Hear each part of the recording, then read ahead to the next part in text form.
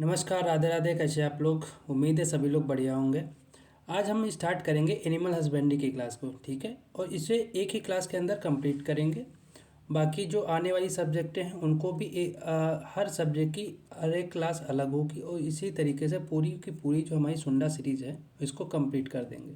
और आपकी जो एमसीक्यू वाली सीरीज़ है, ठीक है, वो भी लगभग कंप्लीट होने वाली। उसके भी 2 से 3 लेक्चर बचे होंगे, ठीक है। उसमें जो है आपको बहुत बेनिफिट मिलेगा अगर आप इससे पढ़ते हैं और उसमें जो क्वेश्चन लगाते हैं, ठीक है।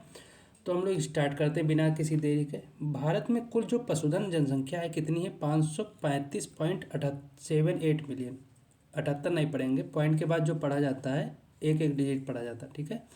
तो 535.78 या 78 मिलियन बोलेंगे, ठीक है। किसके अनुसार? 2019-20 के अनुसार।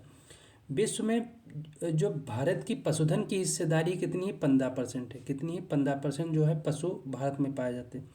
भारत में मवेशियों की आबादी कितनी है? 25 मिलियन। 25 मिलियन नहीं होगा, ये है 205 मिलियन के ऊपर। कितना है? 205 मिलियन के ऊपर होगा। 25 नहीं होगा, 205 मिलियन होगा, ठीक है। इसके ऊपर जो है हमारे मवेशी पाए जाते हैं या कैटल पाए जाते हैं।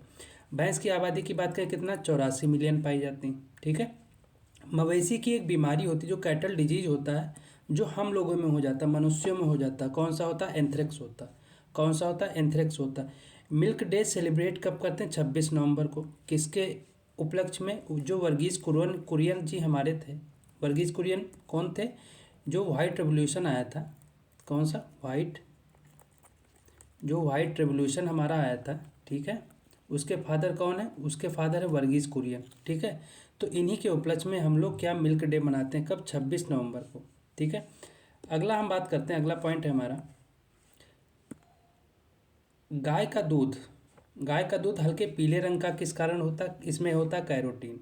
अगर पीला रंग होगा तो कैरोटीन होगा, और अगर सफ़ेद रंग की बात करते हैं तो केसीन होगा।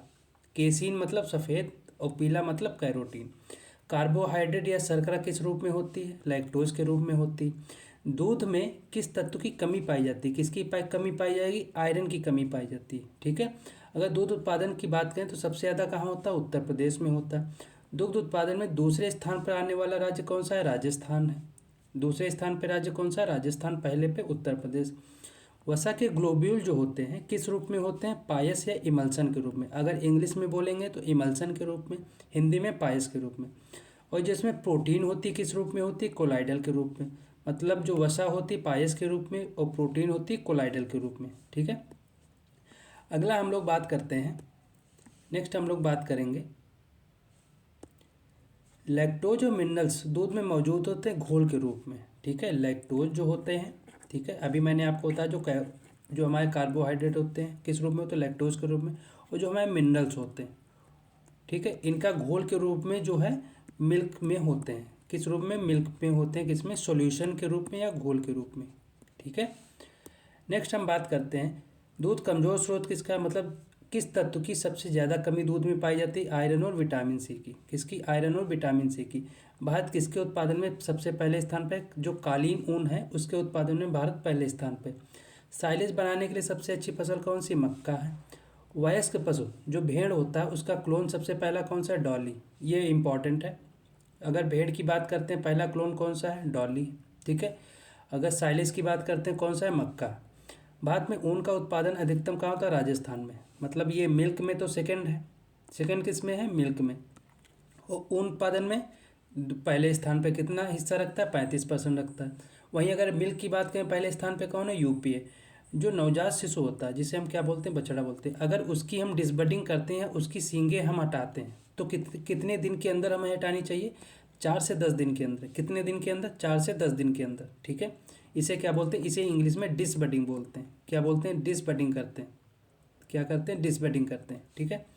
अगला हम बात करते हैं जो पशु के रूमेन में गैसों का जो संग्रह हो जाता है, ये और उसके कारण जो उसका पेट पेट सूज जाता है या फूल जाता है, उसको क्या कहते हैं? उसे कहते हैं ब्लोट या अफरा कहते हैं। हिंदी में अफरा कहेंगे, इंग्लिश में ब्लोट कहेंगे। अगला हम बात करते हैं गाय का जो कोलेस्ट्रम होता है। कोलेस्ट्रम मतलब जो खीस होता है, उसमें प्रोटीन 17.8%, भैंस में 21.4%। मतलब गाय में 17.8, भैंस में 21.4% प्रोटीन पाई जाती है, ठीक है। नेक्स्ट हम लोग बात करते हैं आमतौर पर जो जुगाली करने वाले जो पशु होते हैं उनका पेट कितने चैम्बर्स में होता है? 4 भागों में होता है। कौन कौन से पशु होते हैं? मवेशी होते हैं, कैटल होते हैं, भेड़ होती, बकरी होती, हिरन होती। ऊँट में कितना होता है? ऊँट में 3 चैम्बर होते हैं। कितने चैम्बर होते हैं? 3 चैम्बर होते हैं। यानी कैटल में हो गया, भेड़ में हो गया, बकरी में हो गया, हिरन में हो गया। ठीक है। दूध कैल्शियम और फास्फोरस का सबसे अच्छा समृद्ध स्रोत माना गया और विटामिन ए का सबसे अच्छा स्रोत है। मतलब कैल्शियम हो गया, फास्फोरस हो गया और विटामिन ए, ये प्रचुर मात्रा में दूध में पाए जाते हैं। ठीक है। दूध में विश्व में दुग्ध उत्पादन, कुल भैंस में, ऊन उत्पादन और कुल पशु उत्पादन में भारत का पहला स्थान है। किसमें? बहुत इंपॉर्टेंट है ये पॉइंट। ठीक है, इसे ध्यान रखिएगा। पहले स्थान पे मिल्क में, बुफैलो में, ठीक है, वूल प्रोडक्शन मतलब ऊन उत्पादन में, और टोटल जो हमारे पशु हैं, टोटल जो हमारे कैटल हैं उनमें पहले स्थान पे कौन है? भारत है। ठीक है। अगला हम बात करते हैं, नेक्स्ट हमारे जो पॉइंट है उनकी बात करते हैं। दुनिया का सबसे पहला इन विट्रो निषेचित भैंस का बछड़ा कौन है? प्रथम है। ठीक है। वीर्य को जमने के लिए सबसे अधिक इस्तेमाल किया जाने वाला प्रोटेक्टेंट कौन सा है? ग्लिसरॉल है। कौन सा क्रायो प्रोटेक्टेंट कौन सा है? ग्लिसरॉल है। ठीक है। कोलेजन त्वचा या संयोजी ऊतक का प्रमुख प्रोटीन है। जो कोलेजन होता है ये क्या है? ये एक प्रोटीन है। कोलेजन क्या है? प्रोटीन है। किसके लिए ज़रूरी होता है? ये मसल्स जो हमारी होती हैं, ठीक है, मसल्स में कौन सा प्रोटीन पाया जाता है? कोलेजन प्रोटीन पाया जाता है। तो हमारे जो टिश्यू बनते हैं या स्किन हमारी बनती है उसके लिए सबसे प्रमुख उत्तरदायी प्रोटीन कौन सा होता है? कोलेजन होता है। ठीक है। पशुओं में प्रकाश रिसेप्टर वर्णक कौन सा होता है? मेलानिन होता है। ठीक है। प्रकाश रिसेप्टर वर्णक कौन सा होता है? मेलानिन होता है। जो नरभक्षी होते हैं जिन्हें इंग्लिश में क्या कहते हैं? कैनाबेलिज्म कहते हैं, प्रवृत्ति मुर्गी में देखी जाती है सोडियम क्लोराइड की कमी के कारण। कभी कभी क्या होता है, मुर्गियाँ नरभक्षी या कैनाबिलिज्म जैसी प्रवृत्ति दिखाती हैं, वो किसके कारण होता है? अगर उनमें सोडियम क्लोराइड की कमी होगी। ठीक है। पोल्ट्री में फटा पैर को इंग्लिश में कहते हैं क्रैक्ड फीट, किस कारण होता है? बायोटीन की कमी से। ठीक है।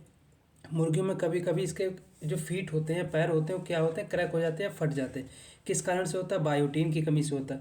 डेगनाला और एल्केली रोग किसकी विषाक्तता के कारण होता है? मतलब किस तत्व की टॉक्सिसिटी के कारण ऐसा होता है? ये सेलेनियम के कारण होता है। अगर सेलेनियम की टॉक्सिटी हो जाएगी तो कौन सा रोग होता है? डेगनाला और एल्केली। ठीक है। क्रेजी चिक डिजीज किस कमी के कारण होता है? विटामिन ई के कारण होता है। क्रेजी चिक विटामिन ई के कारण होता है। ठीक है। तो यहीं पे फिर से हम लोग एक बार देख लेते हैं। अगर कैनाबिलिज्म की बात करते हैं, ठीक, कैनाबिलिज्म की बात करते हैं तो सोडियम क्लोराइड हो जाएगा। ठीक है। वहीं अगर क्रेजी चिक की बात करते हैं, क्रेजी चिक किससे होता है? विटामिन ई से होता है। ठीक। अगर डेगनाला की बात करते हैं, ये किससे होता है? ये सेलेनियम से होता है। किससे होता है? सेलेनियम से होता है। ठीक है। अगला पॉइंट है हमारा, पोल्ट्री की नस्ल जो ब्रॉयलर उद्देश्य के लिए उत्कृष्ट होती है, प्लाउ माउथ रॉक। किसके लिए उद्देश्य के लिए मतलब पाली जाती है? प्लाउ माउथ रॉक किसके लिए? ब्रॉयलर के उद्देश्य के लिए। ठीक है। नेक्स्ट हमारा अगला पॉइंट है, एक प्रेग्नेंट काऊ जो है गर्मी में नहीं आती, किसके कारण? कार्पस ल्यूटियम की उपस्थिति के कारण। ठीक है। जो हमारी एक प्रेग्नेंट जो काऊ होती है वो दोबारा हीट में नहीं आती है कुछ दिनों तक, किसके कारण? उसमें कार्पस ल्यूटियम जो है उपस्थित रहता है। ठीक है।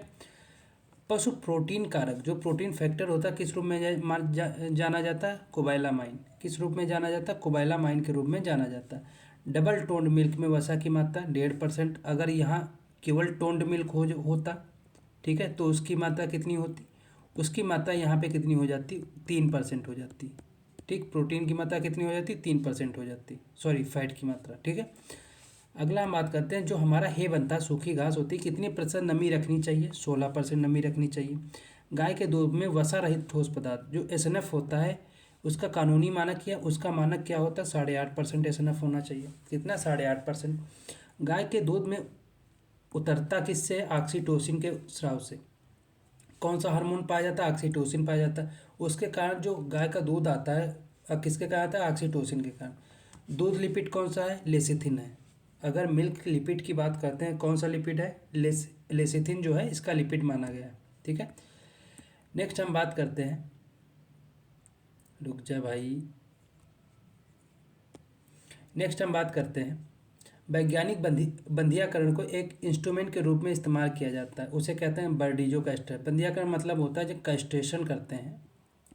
कैस्ट्रेशन मतलब होता है जो उसके टेस्टिकल्स होते हैं या अंडकोश होते हैं उनको हम प्रतिबंधित कर देते हैं कि वो जो सीमेन निकलता है उसको ना बनाए, ठीक है। उससे हम क्या कहते हैं, उसे कैस्ट्रेशन कहते हैं। इसे कई तरीके से कर सकते हैं, ठीक है। तो अगर हम कोई इंस्ट्रूमेंट यूज़ करते हैं तो उस इंस्ट्रूमेंट को क्या कहेंगे, उसे कहेंगे बर्डीजो कैस्ट्रेटर। पोल्ट्री का केवल आवश्यक फैटी एसिड कौन सा होता है, लिनोलिक एसिड होता है। मतलब मुर्गियों में जो फैटी एसिड पाया जाता है वो कौन सा होता है, लिनोलिक एसिड होता है। कौन सा, लिनोलिक एसिड पाया जाता है किसमें, मुर्गियों में या पोल्ट्री में। अगला हम बात करते हैं माल्टोज किससे बनता है। माल्टोज बनता है ग्लूकोज प्लस ग्लूकोज, मतलब GGM। G plus G is equal to M, glucose plus glucose is equal to maltose. Glucose plus fructose क्या बनता है, सुक्रोज बनता है। ग्लूकोज प्लस फ्रक्टोज क्या बनता है, सुक्रोज बनता है। ग्लूकोज प्लस गैलेक्टोज क्या बनता है, लैक्टोज बनता है, जिसे हम क्या कहते हैं, मिल्क शुगर कहते हैं। क्या कहते हैं, मिल्क शुगर कहते हैं, ठीक है। क्या कहते हैं, मिल्क शुगर कहते हैं। तो ग्लूकोज और ग्लूकोज क्या बनता है, माल्टोज बनता है। ग्लूकोज और फ्रक्टोज क्या बनता है, सुक्रोज बनता है। ग्लूकोज और गैलेक्टोज क्या बनता है, लैक्टोज बनता है। गैलेक्टोज से आप समझ सकते हैं, लैक्टोज ऐसे याद कर सकते हैं, ठीक है। ग्लूकोज ग्लूकोज GGM याद कर सकते हैं, और GF याद कर सकते हैं, GF ऐसे याद कर सकते हैं, ठीक है।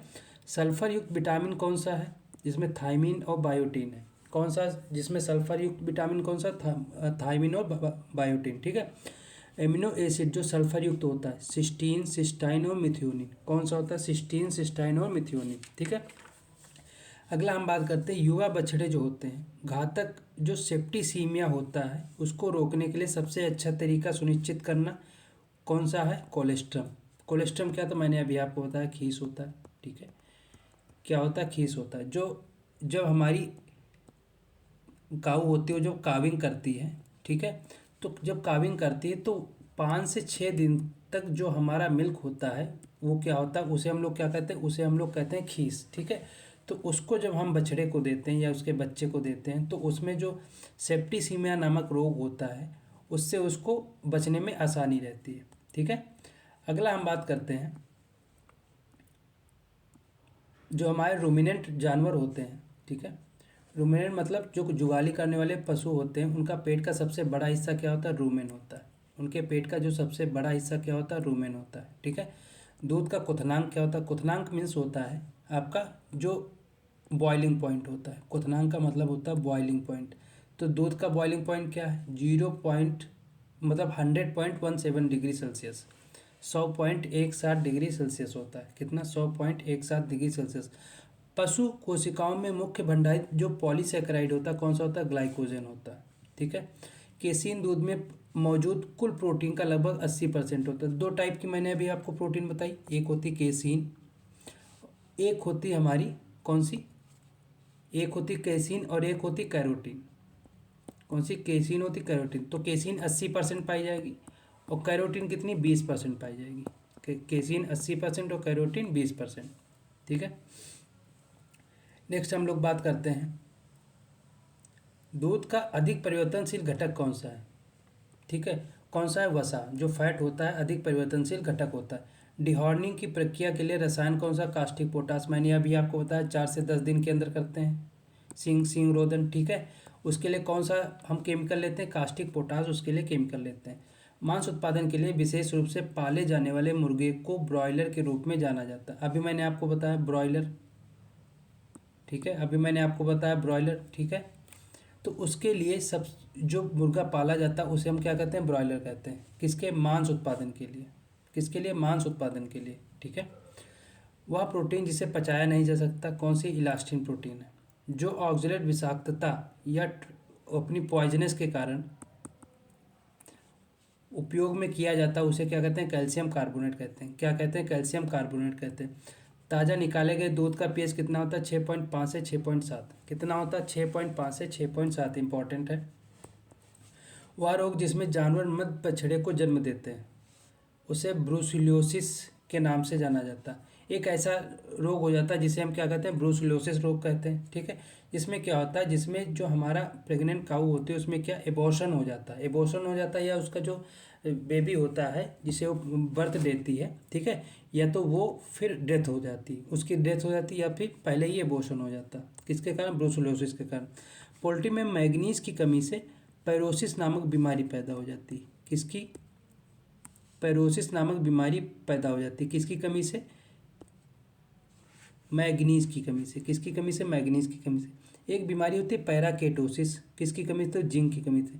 मतलब पैरोसिस की बात करेंगे तो मैग्नीज हो जाएगा, पैराकीटोसिस की बात करेंगे, कीटोसिस की बात करेंगे तो क्या हो जाएगा, जिंक हो जाएगा, पैराकीटोसिस मतलब जिंक हो जाएगा, ठीक है। अगला हम बात करते हैं वसा के ऑक्सीकरण को कहा जाता है बीटा ऑक्सीकरण। वसा के ऑक्सीकरण को क्या कहेंगे, बीटा ऑक्सीकरण कहेंगे। प्रोटीन जो पानी में घुलनशील एवं गर्मी स्कंदित होता है, एल्ब्यूमिन होता है, ठीक है, पानी में घुलनशील होता है और गर्मी में क्या होता है, स्कंदित होता है, ठीक है। अगला हम बात करते हैं पास्चुराइजेशन। क्या बात करेंगे, पास्चुराइजेशन करेंगे, ठीक है। तो पास्चुराइजेशन क्या होता है, दो टर्म हम लोग आगे पढ़ेंगे, ठीक है, उसे हम लोग जान लेते हैं ऐसे ही। एक होता है स्टेरिलाइजेशन, स्टेरिलाइजेशन, ठीक है। एक होता है हमारा ये जो लिखा है पास्चुराइजेशन। तो पास्चुराइजेशन जो होता है इसमें जो हमारे बेनिफिशियल बेनिफिशियल जो माइक्रोब्स होते हैं, ठीक है, सूक्ष्मजीव होते हैं, उनको नहीं मारा जाता है, ठीक है, उनको नहीं मारा जाता। जो हमारे हार्मफुल होते हैं माइक्रोब्स, हार्मफुल माइक्रोब्स होते हैं जो कि हमारे प्रोडक्ट को ख़राब कर देते हैं, उनको इसमें मारा जाता है। जो स्टेरिलाइजेशन होता है, ठीक है, जो स्टेरिलाइजेशन होता है इसमें जो हमारे बेनिफिशियल वाले प्लस हार्मफुल दोनों को इसमें मार दिया जाता है या उनको ख़त्म कर दिया जाता है, ठीक है। तो इसमें बेसिक अंतर ये है, पास्चुराइजेशन हार्मफुल मारेंगे केवल और स्टेरिलाइजेशन दोनों मार देंगे, ठीक है। यह सभी रोगजनक को मारने के लिए किया जाता है और अधिकांश गैर रोगजनक जो बैक्टीरिया होते हैं उनको, जैसे कॉलिस्ट्रीडियम बोटुलिनम, ठीक है। अगला बात करते हैं, 3 तरीके से होता है। एक तो होता है LTLT, इसे क्या बोलते हैं, लो टेम्परेचर लॉन्ग टाइम, कम तापमान लंबे समय तक। अगला होता है high temperature short time, STST होता है, अल्ट्रा उच्च तापमान या अल्ट्रा हाई टेम्परेचर। अगर हम LTLT की बात करते हैं, दूध को 30 मिनट के लिए 61 से 63 डिग्री सेल्सियस पे रखते हैं, ठीक है, वो क्या होता है, LTLT होता है। 15 सेकेंड के लिए 70 से 76 पर रखेंगे, 76.6 पर रखेंगे तो वो HTST होगा, मतलब हाई टेम्परेचर शॉर्ट टाइम होगा, ठीक है। अल्ट्रा हाई टेम्परेचर की बात करें तो 148 से 149 होता है। अगर 148 देंगे तो 1 से 5 सेकेंड तक रखेंगे। अगर 149 डिग्री सेल्सियस देंगे तो उस दूध को हमारे 0.5 सेकेंड के लिए रखेंगे, ठीक है। इसके बाद 10 डिग्री सेल्सियस या इससे नीचे तेज़ी से ठंडा भी करते हैं, ठीक है।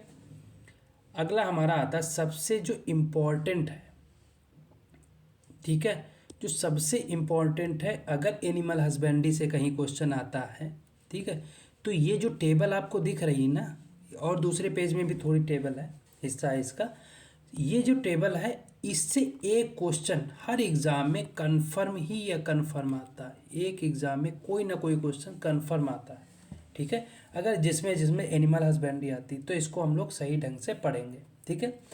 अगर हम समूह या ग्रुप की बात करते हैं, समूह या ग्रुप की बात करते हैं तो मवेशी का जो ग्रुप होता है उसे हम लोग क्या कहते हैं, झुंड कहते हैं, या इसे हम लोग कहेंगे हर्ड। इंग्लिश की बात करें तो इंग्लिश में कहते हैं हर्ड, क्या कहते हैं, इंग्लिश में कहते हैं हर्ड, ठीक है। क्या कहेंगे, इसमें हर्ड कहेंगे। इसे भी क्या कहेंगे, इसे भी हर्ड कहेंगे। इसे कहते हैं, भेड़ के ग्रुप को क्या कहते हैं, फ्लॉक कहते हैं। बकरी के ग्रुप को क्या कहते हैं, फ्लॉक कहते हैं, ठीक है। और सुअर के ग्रुप को क्या कहते हैं, ड्रो या हर्ड दोनों कहते हैं। पोल्ट्री के ग्रुप को फ्लॉक कहते हैं। तो यानी कि भेड़, बकरी और पोल्ट्री मतलब मुर्गी, इनके जो ग्रुप होता है इन्हें क्या कहते हैं, इन्हें कहते हैं फ्लॉक। क्या कहते हैं, फ्लॉक कहते हैं। ड्रो किसके ग्रुप को कहते हैं, सुअर के, ठीक है। हर्ड किसके कहते हैं, सुअर के और ड्रो भी कहते हैं। और भैंस के ग्रुप को हर्ड कहते हैं और मवेशी के ग्रुप को हर्ड कहते हैं, ठीक है। तो हमारा कैटल हो गया, बुफैलो हो गया, और क्या हो गया, और पिग हो गया। इनके ग्रुप को क्या कहेंगे, हर्ड कहेंगे। वहीं अगर हम भेड़ की बात करते हैं मतलब सीप की बात करते हैं, बकरी मतलब गोट की बात करते हैं, और मतलब पोल्ट्री मतलब हेन की बात करते हैं, ठीक है। इनके ग्रुप को क्या कहेंगे, फ्लॉक कहेंगे। क्या कहेंगे, फ्लॉक कहते हैं, ठीक है। नेक्स्ट हम बात करते हैं वैक्स जो नर होता है, इसके नर को क्या कहते हैं? बुल कहते हैं। इसके नर को बुफैलो बुल या भैंस बुल कहते हैं। इसके नर को रैम कहते हैं। इसके नर को बक कहते हैं। इसके जो सुअर का नर होता है उसके नर को बोर कहते हैं। और मुर्गी के नर को मुर्गा या कॉक कहते हैं। क्या कहते हैं? कॉक कहते हैं। ठीक है। वयस्क मादा की बात करते हैं, जो एडल्ट फीमेल होती उसको इसे काऊ कहते हैं। ठीक है। इसे बुफैलो कहेंगे। इसे ईव कहते हैं। क्या कहते हैं? ईव कहते हैं। इसे डो कहते हैं। क्या कहते हैं? डो कहते हैं। इसे सौ कहते हैं। क्या कहते हैं? सौ कहते हैं। इसे हेन कहते हैं। अब हम भेड़ को कैसे याद करेंगे? राम यू। क्या कहेंगे? राम यू। ठीक है। राम यू। राम ने क्या किया? यू किया। किसे देख के? भेड़ को देख के। भेड़ को देख के इसे ऐसे याद करेंगे, क्योंकि ये क्वेश्चन जो है ना, ये तीनों से क्वेश्चन बहुत ज़्यादा बनता है। तीनों से बहुत ज़्यादा क्वेश्चन बनता है। हम अभी आपको बता देंगे किससे किससे क्वेश्चन बहुत ज़्यादा बनता है। ठीक है। भेड़ भेड़ को राम ने देख कर क्या किया? राम ने यू किया। किसे देख के? राम ने यू किया। किसे देख के? भेड़ को देख के। ठीक है। नेक्स्ट हम बात करते हैं बकरी जो हमारी होती, उसके नर को बक कहते हैं, उसके मादा को डो कहते हैं। बकरी को देख के क्या हुआ? बक दिया। ठीक है। बकरी को बक दो। बकरी को क्या करो? बक दो। ठीक है। राम ने यू किया। यू किया और बकरी को बक दिया। राम ने यू किया और बकरी को बक दिया। बक दिया मतलब बक और डो हो जाएगा। बौरसो। बौरसो। बरसों। बरसों से। ऐसे याद कर सकते हैं। भेड़ को देखकर, भेड़ को देखकर राम ने यू किया, फिर बकरी को बक दिया। बकरी को बक दिया। ठीक है। फिर क्या होगा? जो कि बरसों से सुअर देखा। ठीक। बहुत इम्पोर्टेंट है ये, क्योंकि इससे क्वेश्चन बहुत ज़्यादा आते हैं। भेड़ को देख के राम ने क्या किया? राम ने यू किया। ठीक है। यू किया। फिर बकरी को क्या किया? बक दिया। बकरी को क्या किया? बक दिया। फिर वर्षों से सुअर को, बरसों मतलब बोरसों, बरसों मतलब बोरसों, बरस जो कि बरसों से सुअर को देखा। ठीक है। अगला हम बात करते हैं जो हमारा जो यूथ होता है, मतलब जो हमारा नर होता है, ठीक, यंग जो मेल होता है उसे बछड़ा या काफ कहते हैं। भैंस को इसे बुफैलो काफ कहते हैं। इसे लैम्ब कहते हैं। लैम्ब मीन्स मेमना होता है ना, तो इसके जो बच्चा होता है इसे लैम्ब कहते हैं। इसके बच्चे को किड कहते हैं। क्या कहते हैं? किड कहते हैं। ठीक है। और जो सुअर का बच्चा होता है उसे बोरलिंग कहते हैं। इसके बाप को क्या कहेंगे? बोर कहेंगे। इसके इसके लड़के को क्या कहेंगे? बोरलिंग कहेंगे। ठीक है। जो मुर्गी का बच्चा होता है उसे कहते हैं कॉकरेल। क्या कहते हैं? अच्छा, मुर्गे क्या कहेंगे? कॉक कहेंगे। मुर्गे क्या कहेंगे? कॉक कहेंगे। और इसके बच्चे को कॉकरेल कहेंगे। उसी तरीके से अगर सुअर की बात आती है तो इसे बोर कहते हैं। इसके बच्चे को बोरलिंग कहेंगे। ठीक है। युवा मादा की बात करते हैं हीफर। इसे हीफर बछड़ी बछड़ी कहेंगे या बछिया कहेंगे। ठीक है। इसे हीफर बुफैलो कहेंगे। इसे मादा या फीमेल लैम कहेंगे। इसे फीमेल किट कहेंगे। इसे पिगलेट कहते हैं। क्या कहते हैं? इसे पिगलेट कहते हैं। ठीक है। इसे क्या कहते हैं? इसे पुलेट कहते हैं। जो पोल्ट्री का होता है उसे पुलेट कहते हैं, और जो सुअर का होता है उसे पिगलेट कहते हैं। ठीक है। अगला बात करते हैं नवजात, जो इस तुरंत जन्मा हुआ बच्चा उसे कहते हैं काफ। इसमें बुफैलो काफ होगा, इसमें वही लैम्ब हो जाएगा, इसमें किड हो जाएगा, इसमें पिगलेट हो जाएगा। ठीक है। इसमें मादा को, जो छोटी बच्ची होती है उसे पिगलेट कहते हैं, और जो तुरंत बच्चा पैदा होता है उसे भी पिगलेट कहते हैं। इसमें क्या कहते हैं? इसी में चिक कहते हैं। क्या कहते हैं? चिक कहते हैं। ठीक है। इम्पोर्टेंट कौन सा याद रखना? ये इम्पोर्टेंट है, ये इम्पोर्टेंट है, ये जो इसके ग्रुप हैं ये इम्पोर्टेंट है। ठीक है। और इसमें मादा पिगलेट जो होती है ये इम्पोर्टेंट है। पुलेट इम्पोर्टेंट है। कॉकरेल इम्पोर्टेंट है। बोर्लिंग इम्पोर्टेंट है। ठीक है। ये भी इम्पोर्टेंट है। ये इतनी चीज़ें आपको ज़रूर पढ़नी है, ठीक है। इतनी चीज़ें ज़रूर पढ़नी है क्योंकि ये इंपॉर्टेंट है, इन्हीं से क्वेश्चन ज़्यादातर आते हैं। नेक्स्ट हम बात करते हैं इनका जो मीट होता है, ठीक है। जो मीट की बात करते हैं, जो गाय का मीट होता है बीफ कहते हैं, भैंस के मीट को बफन कहते हैं, भेड़ का मीट होता है मटन कहते हैं, बकरी का मीट होता है चेवन कहते हैं, सूअर का मीट होता है पोर्क कहते हैं, और जो हमारा मुर्गी का मीट होता है उसे चिकन कहते हैं, ठीक है। अगर मैथुन क्रिया की बात करें, जो मेटिंग होती है, ठीक है, जो मेटिंग होती है उसे हम क्या कहते हैं। अगर गाय भैंस की बात करते हैं उस सर्विंग कहते हैं, ठीक है। गाय भैंस और बकरी में तीनों में सर्विंग कहते हैं, ठीक है। अगर भेड़ में क्या होता है, टपिंग होता है। और जो हम सूअर की बात करते हैं उसमें क्या होगा, कपलिंग, और इसमें भी सर्विंग होगा। मतलब गाय भैंस बकरी और मुर्गी, इन सभी में अगर मेटिंग होती है तो क्या होगा, सर्विंग होगा। टपिंग होगा भेड़ में, और कपलिंग होगा किस में, कपलिंग किस में होगा, सूअर में होगा, ठीक है। टपिंग मतलब होगा भेड़ में, ठीक है। मीटिंग करने की क्रिया टपिंग हो जाएगी भेड़ में, और कपलिंग हो जाएगी सूअर में। कपलिंग किस में हो जाएगी, सूअर में हो जाएगी, ठीक है। अगला हम बात करते हैं बच्चा देने की क्रिया, जो इसमें काविंग होती है उसे कहते हैं। जो गाय भैंस होते हैं उसमें काविंग कहते हैं। इसमें लैम्बिंग क्योंकि लैम्ब होता है इसका बच्चा, किडिंग क्योंकि इसका बच्चा किड होता है, फेरोइंग सूअर का क्या होता है, फेरोइंग होता है। हेचिंग किस में हो जाएगा, हेचिंग हेन में हो जाएगा, ठीक है। बधियाकरण की बात करते हैं। अगर बधियाकरण की बात करें तो इसे बुलक कहते हैं। क्या कहते हैं, बुलक कहते हैं, ठीक है। इसे भी बुलक कहते हैं। गाय और भैंस को दोनों को बुलक कहते हैं। इसे वेडर कहते हैं, WEDDER। इसे बक कहते हैं, या इसे वेदर कहते हैं, या इसे वेदर कहते हैं। हॉग या स्टेक, जो सुअर होता है उसे हॉग या स्टेक, या इसे केपन कहते हैं। ये इंपॉर्टेंट, कॉपन कहते हैं, ठीक है, या इसे कैपन या कॉपन कहते हैं। तो इसमें अगर हम बात करते हैं, जो बधियाकरण मेल मेल जो बधियाकरण होता है उसे वेडर की बात करते हैं। ये किस में होता है, सीप में होता है। और वेदर की बात करते हैं, ये किस में होगा, ये गोट या बकरी में होगा, ठीक है। ये किस में होगा, बकरी में, यानी गोट में।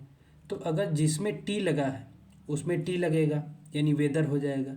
जिसमें टी नहीं लगा यानी कि वो सीप का हो जाएगा, क्योंकि सीप में भी क्या हुआ, सीप में भी टी नहीं लगा, ठीक है।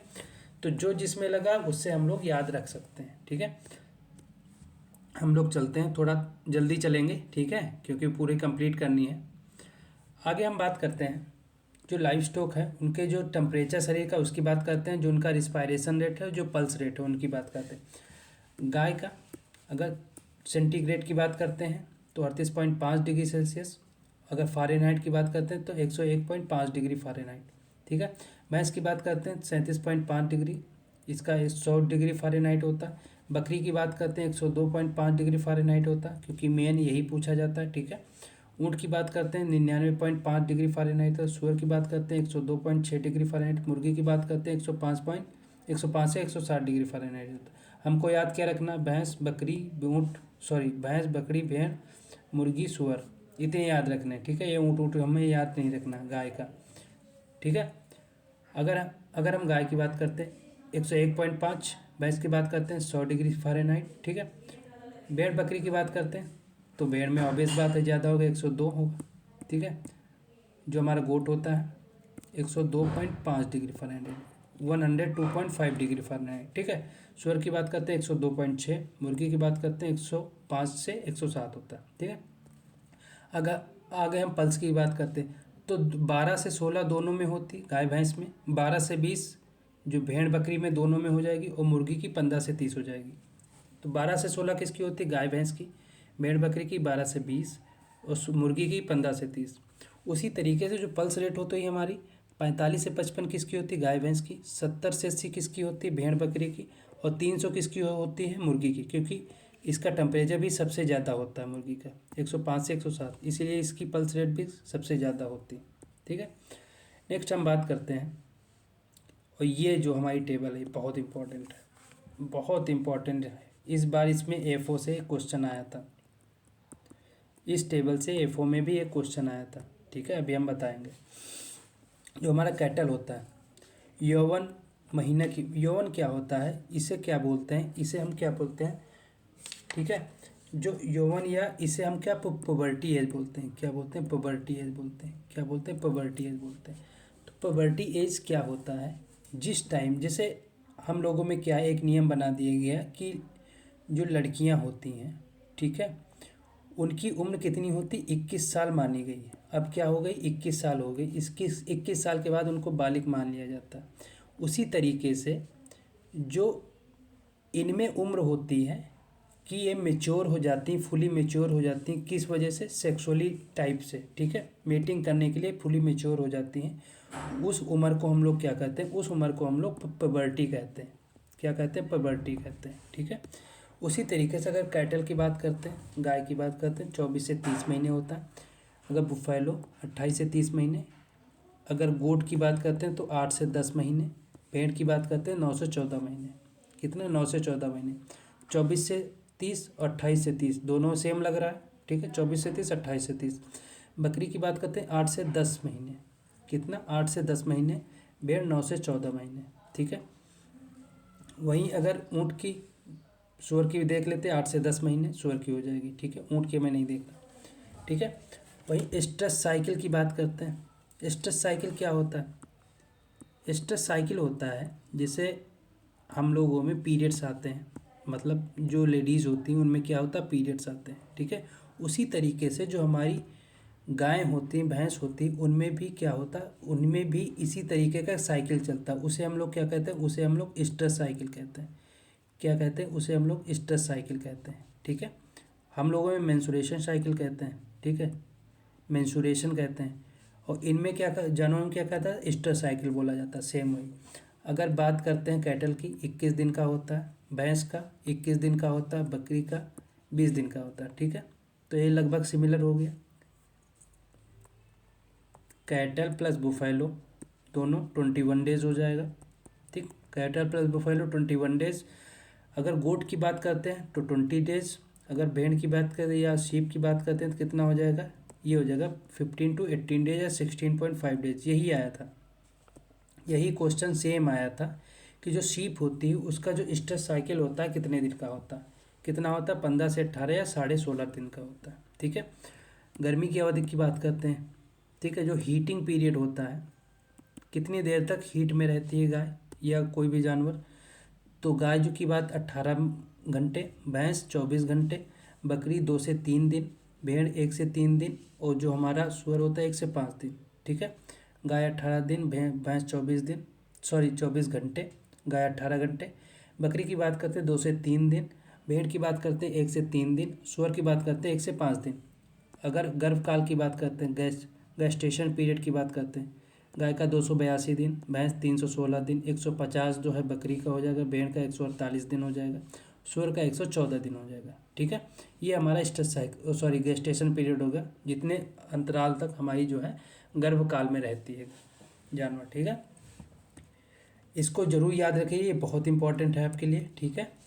अगले हम लोग चलते हैं नस्लों पे। तो नस्ल थोड़ा हम लोग जो हमारी वेराइटीज़ हैं उनको हम लोग जल्दी जल्दी करेंगे, ठीक है, क्योंकि जो समझाने वाली चीज़ थी, बताने वाली चीज़ तो मैंने टाइम लगा के बताई, अब हम लोग जल्दी जल्दी करेंगे जो इनकी स्पीसीजेस हैं या इनकी जो वेराइटीज़।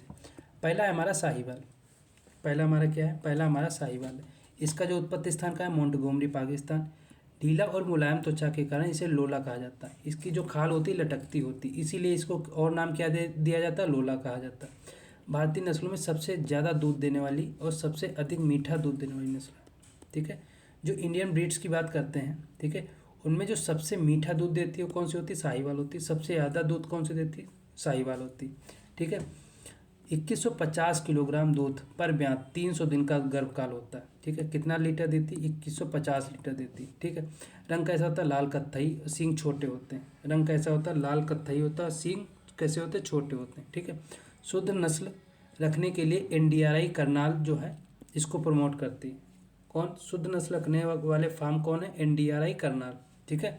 वहाँ से आप इसका सीमेन ला सकते हैं, अपने यहाँ इंजेक्ट करा सकते हैं।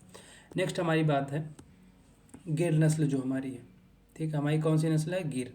रुक जा भाई, तो रुकता नहीं है, कहता हम नहीं रुकेंगे सर। गिर, अगली नस्ल कौन सी, गिर। गिर के जंगल जो कि कहाँ है, काठियावाड़ गुजरात में, ठीक है।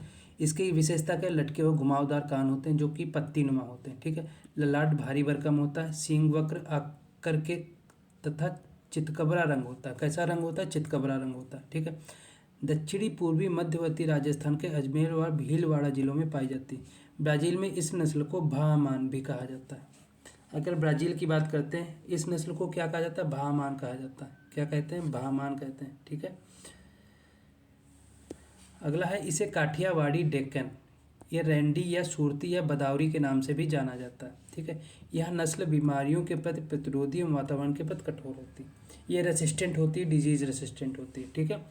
नेक्स्ट हमारी कौन सी वैरायटी है, नेक्स्ट हमारी वैरायटी है लाल सिंधी। कौन सी वैरायटी, लाल सिंधी। इसका उत्पत्ति स्थान कराची हैदराबाद जो कि पाकिस्तान में माना गया। यह लाल रंग और भूरे रंग की नस्ल होती, गर्मी के प्रति सहनशील होती। क्या होती है, गर्मी के प्रति सहनशील होती। ये सारी हमारी कौन सी थी, मिल्च ब्रीड थी। मिल्च का मतलब होता है जो दुधारू नस्लें होती हैं, जो केवल दूध पे निर्भर होती हैं। अगला हम बात करते हैं भारवाही गाय की नस्लें, जो ड्रॉट ब्रीड होती हैं, ठीक है, जिनके बैल अच्छे माने जाते हैं भारवाहक के लिए। इस नस्ल के बैल अच्छे भारवाहक एवं मादा कम दूध देती हैं, ठीक है।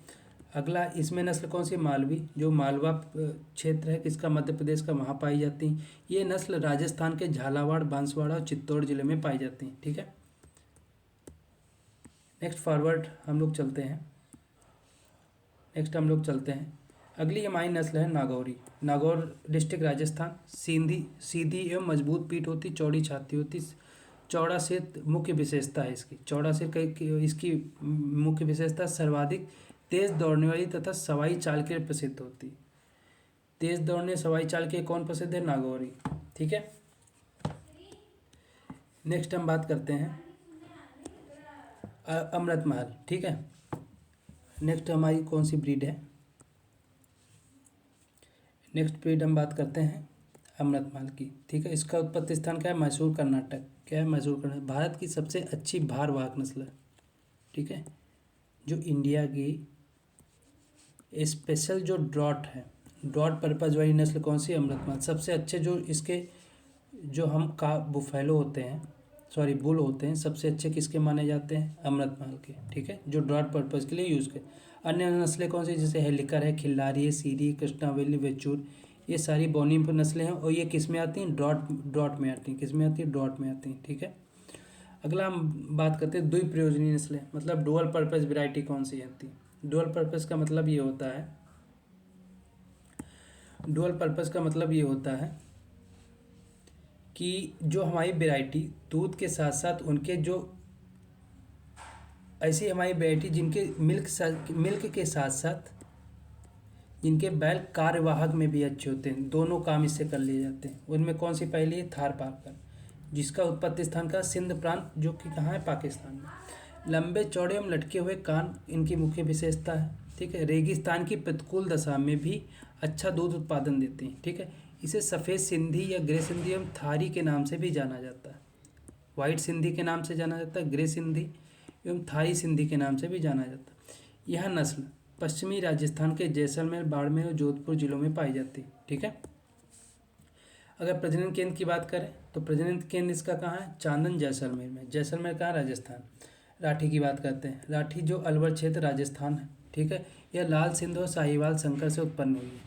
राठी कौन किससे उत्पन्न हुई है, लाल सिंधी, अभी मैंने आपको बताया था लाल सिंधी जो कि हमारी दुधारू नस्ल थी सिंधी, और साहिवाल का ब्रीड हुआ है, उससे कौन सी नस्ल पैदा हुई, राठी, ठीक है।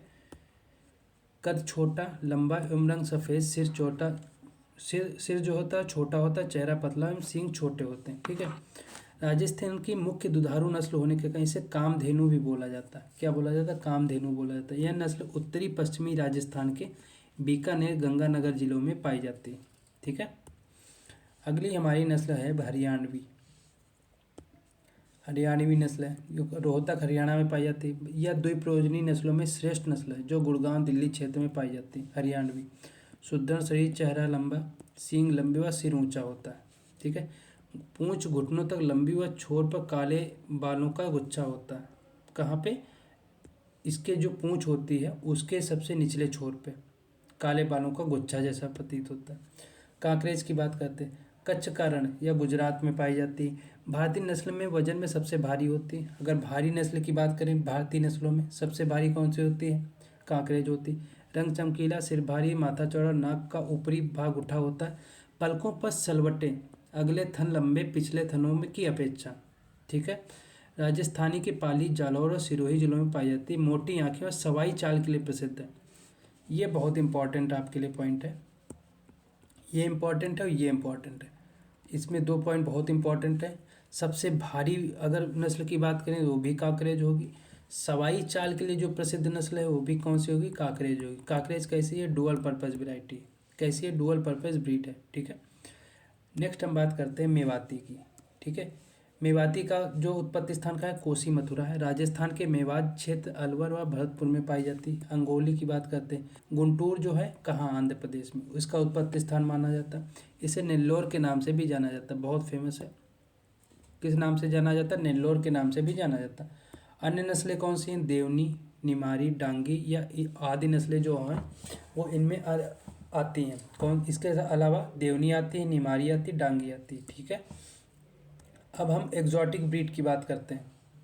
जो हमारी गाय है उसके एग्जॉटिक ब्रीड, एग्जॉटिक मतलब जो विदेशी नस्लें होती हैं। इसमें सबसे पहले नाम आता है जर्सी का। इसका उत्पत्ति स्थान कहाँ माना जाता है? इंग्लिश चैनल जर्सी द्वीप, जो कि कहाँ है? फ्रांस में। ठीक है। विदेशी नस्लों में सर्वाधिक वसा 5.25 से 5.5% तथा कुल ठोस जो स्नप होता है 15% जर्सी गाय के दूध में पाया जाता है। सबसे ज़्यादा जो फैट होता है विदेशी नस्लों में 5.25 से 5.5% पाया जाता है। ठीक है। दूध उत्पादन में 4,000 से 5,000 लीटर प्रति दूध उत्पादन देती है। ठीक है। इसका दूध जो ब्यात होता है 305 दिन का होता है। इसकी जो विशेषता है, शरीर का रंग हल्का बादामी और तस्तरी जैसा ललाट होता है। किसके जैसा? तस्तरी जैसा ललाट होता है, डबल डिश जैसा होता है। यह वातावरण के प्रति हॉलिस्टीन फ्रीजियन की अपेक्षा अधिक अनुकूल होती है। ठीक है।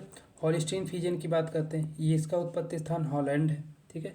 वजन में विदेशी नस्लों में सबसे भारी एवं विश्व में सबसे ज़्यादा दूध देने वाली नस्ल है। विश्व में सबसे ज़्यादा दूध देने वाली नस्ल कौन सी है? Holstein Friesian. कौन सी? Holstein Friesian. अगर भारत की बात करें, तो भारी नस्ल कौन सी है और सबसे ज़्यादा दूध कौन सी देती है? अगर विदेशी की बात करते हैं, ठीक, दो क्वेश्चन है आपसे, भारी कौन सी है और दूध सबसे ज़्यादा कौन देती है? ठीक है। इन दो क्वेश्चनों के उत्तर जो है आप कमेंट में दीजिए। ये चीज़ मैंने अभी आपको बताई। इसका उत्पादन 6,000 लीटर प्रति ब्यात होता है। इसमें जो वसा पाई जाती है 3.5% पाई जाती है, स्नफ 12.5%। ठीक है। जर्सी में 5.5 लगभग वसा पाई जाती, फैट पाया जाता है। ठीक है। अगली हमारी है रेड डेन। अगली ब्रीड हमारी कौन सी है? रेड डेन है। कौन सी है? Red Dane. इसका उत्पत्ति स्थान डेनमार्क, डेन से याद डेनमार्क है। लाल रंग की नस्ल होती है। ब्राउन स्विस होती है जिसका उत्पत्ति स्थान स्विट्जरलैंड है। यह दूध उत्पादन, बीफ खेती करने के लिए, गाड़ी खींचने के काम में आती है। ठीक है। यह जर्सी की अपेक्षा अधिक गर्मी सहनशील होती है। ठीक है। जो हीट सहन करती है, ये हीट उससे ज़्यादा सहन कर सकती है। ठीक है। आयरशायर की बात करते हैं। इसका जो ओरिजिन होता है स्कॉटलैंड होता है। विदेशी नस्लों में सबसे सुंदर नस्ल होती है। कैसी होती है? सबसे सुंदर नस्ल कौन सी होती है? आयरशायर। ठीक है। नेक्स्ट हम बात करते हैं, कुछ हमारी हाइब्रिड क्रॉस है, उनके बारे में हम लोग बात करेंगे। ठीक है। पहला है करण फ्रीज। क्या है? पहला है करण फ्रीज। ठीक है। ये किससे मिलके बनी है? फ्रीजियन और थारपारकर। जो हॉलिस्टीन फ्रीजियन है उसकी गाय और थारपारकर जो सांड है उससे क्रॉस करके हमारी बनी है। कहाँ बनी? एनडीआरआई करनाल में। ठीक है। करण स्विस की बात करते हैं तो ब्राउन स्विस और साहिवाल। स्विस से याद कर सकते हैं, ब्राउन स्विस होगा और साहिवाल होगा। फ्रीज से याद कर सकते हैं, फ्रीजियन होगा, थारपारकर होगा। ठीक। जो बाद में लिखा है स्विस यानी वो पहले आएगा। ठीक। फ्रीजियन मतलब पहले आएगा। ठीक। और फ्रीजियन है तो थारपारकर के साथ है, और स्विस है तो साहिवाल के साथ है। ठीक है। SBS जो स्विस है वो किसके साथ है? ब्राउन के साथ, ब्राउन स्विस के साथ और साहिवाल के साथ। ठीक है। ये दोनों एनडीआरआई करनाल हरियाणा से विकसित की गई, नेशनल डेयरी रिसर्च इंस्टीट्यूट। ठीक है। फ्रीज वेल की बात करते हैं, जो हॉलिस्टीन फ्रीजियन और साहिवाल से मिलकर बनी हुई है। इसका संकर है। संकर नस्लों में सबसे ज़्यादा दूध देने वाली, क्योंकि जो भारत में सबसे ज़्यादा दूध देती है उससे क्रॉस हुआ है, और जो विश्व में सबसे ज़्यादा दूध देते हैं उससे क्रॉस किया गया, इसीलिए सबसे ज़्यादा दूध देने वाली नस्ल कौन सी? फ्रीजवेल है। ठीक है। सुनंदिनी की बात करते हैं, यह केरल में दूध उत्पादन के लिए सबसे प्रसिद्ध है। ठीक है। अगर केरला की बात करते हैं, ठीक है, केरला में सबसे ज़्यादा जो मिल्क प्रोडक्शन होता है किससे होता है? सुनंदिनी टाइप की ब्रीड से होता है। नेक्स्ट हम लोग मूव करते हैं, जो हमारी बुफालो ब्रीड्स होती हैं। कौन सी होती है? बुफालो हमारी जो ब्रीड्स होती है उनमें मूव करते हैं। ठीक है। इनको हम एरिया वाइज या रीजनल वाइज देखेंगे। अगर उत्तर भारत की बात करते हैं, नॉर्थ इंडिया की, तो मुर्रा, नीली रावी, कुंडी, गोदावरी, ये दो मेन है। मुर्रा और रावी, नीली रावी दो मेन है। ठीक है। गुजरात की बात करते हैं, गुजरात में सूरती, जाफराबादी, महसानी, इसमें तीनों इंपॉर्टेंट है। उत्तर प्रदेश की बात करते हैं, भदावरी हो गई। मध्य भारत की बात करते हैं, जो मिड इंडिया है, नागपुरी होगी, मंडा, सांबलपुर होगी, कंडाहारी, जाएंगी, पंदेपुर, इसमें नागपुरी इंपॉर्टेंट है। दक्षिण भारत की बात करते हैं, इसमें टोडा, टोडा टाइप की जो ब्रीड होती है वो इम्पॉर्टेंट है। ठीक है। अब हम लोग मूव करते हैं, जो हमारी बुफालो ब्रीड होती है इनके बारे में पढ़ते हैं। पहली है मुर्रा। पहली ब्रीड कौन सी है? पहली ब्रीड हमारी मुर्रा। ठीक है। दक्षिण पंजाब और हरियाणा का क्षेत्र। ठीक है। यह विश्व में भैंस की सबसे अधिक प्रसिद्ध नस्ल है। कौन सी? मुर्रा। ठीक है। वर्तमान में मुर्रा नस्ल का सर्वोत्तम पशु रोहतक, हरियाणा में पाया जाता है। ठीक है। गहरे ये इसकी मेन विशेषता है जेट ब्लैक रंग कलर की होती है, जलेबी आकार की होती है। ठीक है। जेट ब्लैक की अगर बात करें, ठीक है, तो ये सबसे इम्पोर्टेंट इसकी क्वालिटी है। ठीक है। सिर, पैर, पूंछ व सुनहरे रंग के बाल पाए जाते हैं। यह भैंस की सबसे महत्वपूर्ण नस्ल है और उत्तरी भारत में दूध व घी के लिए पाली जाती है। ठीक है। नेक्स्ट हम लोग आगे बढ़ते हैं। आगे हम बात करते हैं, अंश सुविकसित होता है, दुख सिराएं टेढ़ी मेढ़ी और मुड़ी हुई, विकास मतलब विशाल होता है। अगर बॉडी की बात करें तो इसका बॉडी का आकार कैसा होता है? बड़ा होता है। विश्व में सबसे ज़्यादा दूध देने वाली नस्ल है। ठीक है। और भैंस की नस्ल है। दूध में कितनी परसेंट वसा पाई जाती है? फैट की बात करते हैं, फैट कितनी पाई जाती है? 7% पाई जाती है। ठीक है। फैट कितनी पाई जाती है? 7% फैट पाई जाती है। अगला है हमारा बदावरी। नेक्स्ट ब्रीड हमारी कौन सी है? नेक्स्ट ब्रीड है हमारी बदावरी। ठीक। Origin Agra, UP.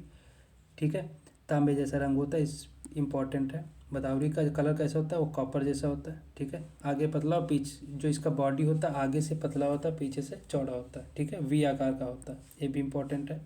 ठीक है। इसके पॉइंट, इसे दूध में सर्वाधिक मात्रा 13% मात्रा पाई जाती है। अगर फैट की बात करें, सबसे ज़्यादा फैट किस में पाया जाता है? बदावरी में पाया जाएगा।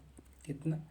13%। ठीक है। ये भी इंपॉर्टेंट है। जो बदावरी जो ब्रीड है आपकी बहुत इंपॉर्टेंट है, इसके सारे के सारे पॉइंट इंपॉर्टेंट। अधिक गर्मी सहन करने की क्षमता पाई जाती है। ठीक है। नेक्स्ट हम बात करते हैं जाफराबादी। अगला मुंह हम किस पे लेते हैं? जाफराबादी पे लेते हैं। गिर के जंगल, काठियावाड़, गुजरात से पाई जाती है। शरीर सबसे भारी, लंबा व ढीला होता है, इसलिए इसे मिनी एलिफेंट के नाम से भी जाना जाता है। ठीक है। सींग गर्दन के दोनों ओर नीचे लटक कर अंतिम सिरे से मुड़ जाते हैं। जो सींग होते हैं आगे से ऐसे मुड़ जाते हैं। जैसे ये मान लो हेड हो गया इसका, तो यहाँ पे अगर सींग लगा है तो ये ऐसे मुड़ जाएंगे, इधर से ये, इधर से ये। ठीक है। आगे की ओर मुड़ जाते हैं दोनों तरफ। ठीक है। अगला हमारा नीली रावी, इंपॉर्टेंट है। कहाँ पाई जाती है? इसका उत्पत्ति फिरोजपुर में, मोंटगोमरी, पाकिस्तान। ठीक है। बाद में मुर्रा के बाद सबसे अच्छी नस्ल मानी जाती है। यह सतलज नदी के किनारे पाई जाती है। इसकी आंखें सतलज नदी के पानी की तरह नीली होती, इसीलिए इसे नीली रावी कहते हैं या बॉल आइस कहते हैं। ठीक है। अगला है हमारा, इसके जो पैर होते हैं इस पर सफ़ेद धारियाँ पाई जाती हैं। इसके पैरों पर क्या होता है? सफ़ेद धारियाँ पाई जाती हैं। ठीक है। सिर के बीच, टांगों के निचले हिस्से एवं पूंछ पर सफ़ेद रंग के बालों के गुच्छे जो धरातल को स्पर्श करते हैं वो पाए जाते हैं। अगली बार हमारी ब्रीड है महसाना, जो कहाँ पाई जाती है? बड़ौदा, गुजरात में। लंबे समय तक दुग्ध काल होता है। सबसे ज़्यादा जो अगर बात करते हैं दुग्ध काल की या लैक्टेशन पीरियड की, सबसे ज़्यादा किसका होता है? दुग्ध काल महसाना का होता है। ठीक है। सूरती की बात करते हैं, खेड़ा, बड़ौदा, गुजरात, ये भी गुजरात का उत्पत्ति स्थान है। सींग छोटे और दराती। अगर सिकल सेप, ये भी इंपॉर्टेंट है इसका पॉइंट। अगर सिकल सेप की बात करें कि किसके सींग जो है सिकल सेप होते हैं या हंसिया के आकार के होते हैं, किसका होता है? सूरती का होता है। ये आपके लिए इम्पोर्टेंट है। ठीक है। टोडा की बात करते हैं, इसका जो उत्पत्ति स्थान है तमिलनाडु है। ठीक है। इसका शरीर लंबा और पैर छोटे होते हैं। दूध सबसे अधिक सुगंधित होता है। अगर इसमें स्मेल की बात करें, ठीक है, या सुगंध की बात करें, तो सबसे ज़्यादा सुगंध किस में होती है? टोडा के दूध में होती है, ठीक है। नेक्स्ट हम मूव करते हैं, जो हमारी शीप होती हैं, किस पे मूव कर देंगे? शीप पे मूव करेंगे, ठीक है। शीप की हमारी 40 ब्रीड्स पाई जाती हैं भारत में। कितनी? 40 ब्रीड हमारी पाई जाती हैं, 40 नस्लें पाई जाती हैं, ठीक है। उनमें हम कुछ नस्लों को पढ़ेंगे, और इन नस्लों को हम लोग किसके आधार पर बांटते हैं? जैसे हमने अभी आपको बताया था, जो हमारी नस्ल कौन सी थी, किसकी ब्रीड थी? बुफैलो की, उनको हमने बांटा था। उसी तरीके से हम भी इसे रीजन के आधार पर बांटेंगे, ठीक है। पहला है हमारा कॉर्पेट गलीचा और नस्लें। कौन सी? कॉर्पेट बनाने वाली नस्लें, ठीक है। जैसे चोकला होगी, मगरा होगी, गुरेज होगी, भाकरवाल होगी, भदरवा होगी, नाली होगी, गद्दी होगी, रामपुर होगी, बुशियार होगी, अविकालीन होगी। ये सारी की सारी जो है कारपेट बनाने के लिए। द्विप्रयोजनी नस्लें। द्विप्रयोजनी का मतलब होता है जिनसे हम क्या कर सकें? या तो उनसे हम ऊन प्राप्त कर सकें, ठीक है, या उनसे हम मीट प्राप्त कर सकें, ठीक है। दो नस्लें तो ऐसे हुई ना, या तो उनसे ऊन प्राप्त कर सकें या मीट प्राप्त कर सकें, या मीट की जगह हम क्या? मिल्क प्राप्त कर सकें, ठीक है। तो हमारी कैसी हो जाएंगी? वो हमारी द्विनस्ली हो जाएंगी। जैसे लोही, इससे दूध, ऊन और मांस तीनों चीज़ें प्राप्त कर सकते हैं। अगर लोही टाइप की आपकी किस्म है तो इसमें दूध, मांस और ऊन दोनों चीज़ें, तीनों चीज़ें प्राप्त कर सकते हैं। कच्छी, डेक्कनी, बेल्लारी, मारवाड़ी, जैसलमेरी, बीकानेरी, शाहाबादी, मालवार, सोनारी, ये सारी की सारी द्विप्रयोजनी है। लोही, कच्छी, ढेकनी, बेलारी, मारवाड़ी, जैसलमेरी, बीकानेरी, शाहाबादी, मालपुरा, ठीक है। मांस वाली अगर मीट की बात करें, नेल्लोर, सबसे अधिक मांस किस में होता है? नेल्लोर में होता है। मांड्या, ऊन रहित मांस व दूध के लिए उपयोगी, मतलब इसमें ऊन नहीं होता, मांस, लेकिन मांस और दूध दोनों होते हैं किसमें? मांड्या में, ठीक है। मांड्या मतलब मांस।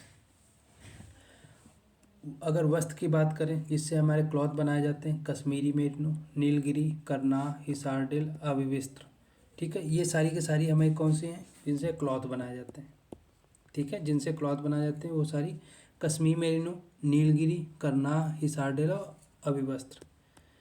नेक्स्ट हम लोग बात करते हैं, अब इनकी हम ब्रीड्स पढ़ते हैं, ठीक है। हिमालय क्षेत्र में जो ब्रीड्स पाई जाती हैं उनको हम लोग पढ़ेंगे। क्षेत्र के आधार पे हमने अभी आपको बताया था, जो हिमालय क्षेत्र में गद्दी पाई जाती, पुंछी पाई जाती, भाकरवाल, रामपुर, बुशियार, गुरेज और करनाह, कश्मीरी मेरिनो, चांगथंग, ये सारी की सारी ब्रीड कहाँ की हैं? जम्मू कश्मीर उत्पत्ति स्थान है, ठीक है। महीन क्वालिटी की ऊन प्राप्त होती है इनसे। भाकरवाल से लोई प्राप्त होती है। भाकरवाल से क्या प्राप्त होता है? लोई प्राप्त होती है, ठीक है। वहीं अगर बात करते हैं, सर्वाधिक ऊन वाली देसी नस्ल है कौन सी? सर्वाधिक ऊन वाली देसी नस्ल कौन सी है? भादरवा, ठीक है। जो भादरवा है, ये सबसे ज़्यादा जो देसी नस्ल ऊन देती है वो कौन सी है? भादरवा, ठीक है। अगला हमारा उत्तर पश्चिमी क्षेत्र कौन सा है? अगला हमारा है उत्तर पश्चिमी क्षेत्र।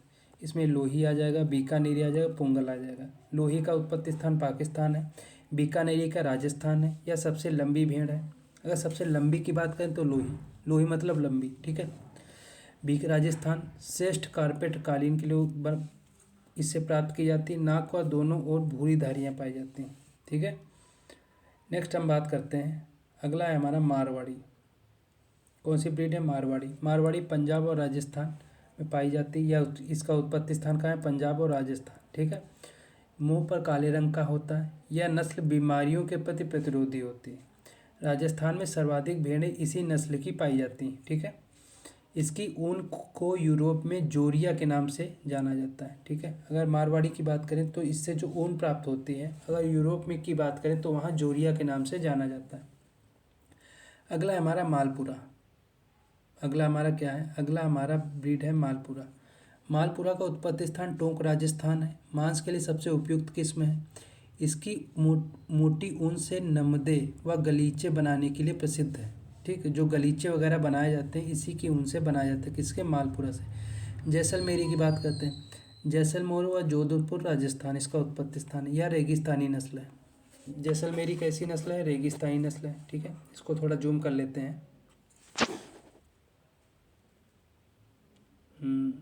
अब थोड़ा सही है। जैसलमेरी कैसी है? राजस्थान और जोधपुर का उत्पत्ति स्थान है या रेगिस्तानी नस्ल है। जैसलमेर ऑब्वियस बात है, राजस्थान में तो रेगिस्तानी होगी। वातावरण के प्रति सर्वाधिक अनुकूलता और विपरीत परिस्थिति में 3 से 4 दिन तक बिना पानी पिए रह सकती। ठीक है, बहुत हैवी नस्ल है यार। ये बताओ, रेगिस्तान में बिना पानी पिए रह सकती 3 से 4 दिन है। अगली हम बात करते हैं चोकला की। अगले बात करते हैं हम लोग चोकला की। शेखावाटी क्षेत्र राजस्थान, इसका उत्पत्ति स्थान है। उत्तम श्रेणी की ऊन के कारण यह राजस्थान की मेरिनो भी कही जाती है। राजस्थान की मेरिनो बहुत इंपॉर्टेंट पॉइंट है। अगर राजस्थान की मेरिनो की बात करते हैं, किसे कहा जाता है? चोकला को कहा जाता है। चोकला का स्थानीय नाम छापर है। ठीक है, रोमन नाक इसी का मुख्य विशेषता है। चोकला की मुख्य विशेषता क्या है? रोमन नाक इसकी मुख्य विशेषता है। ठीक है, अगले पे हम लोग चलते हैं। अगला हमारा सोनाड़ी। अगला हमारा सोनाड़ी, इसका उत्पत्ति स्थान उदयपुर क्षेत्र है। सफ़ेद लंबा कान व गर्दन लंबी, मेवाड़ में चनौथर के नाम से जाना जाता है। चनौथर के नाम से किसे जाना जाता है? सोनाड़ी को। दूध के लिए सबसे उपयुक्त होती है। ठीक है, मगरा की बात करते हैं। नागौर और बीकानेर का क्षेत्र है। बीकानेर और नागौर जिलों में पाई जाती है। इसे बीकानेरी चौकला व बीकानेरी भी कहा जाता है।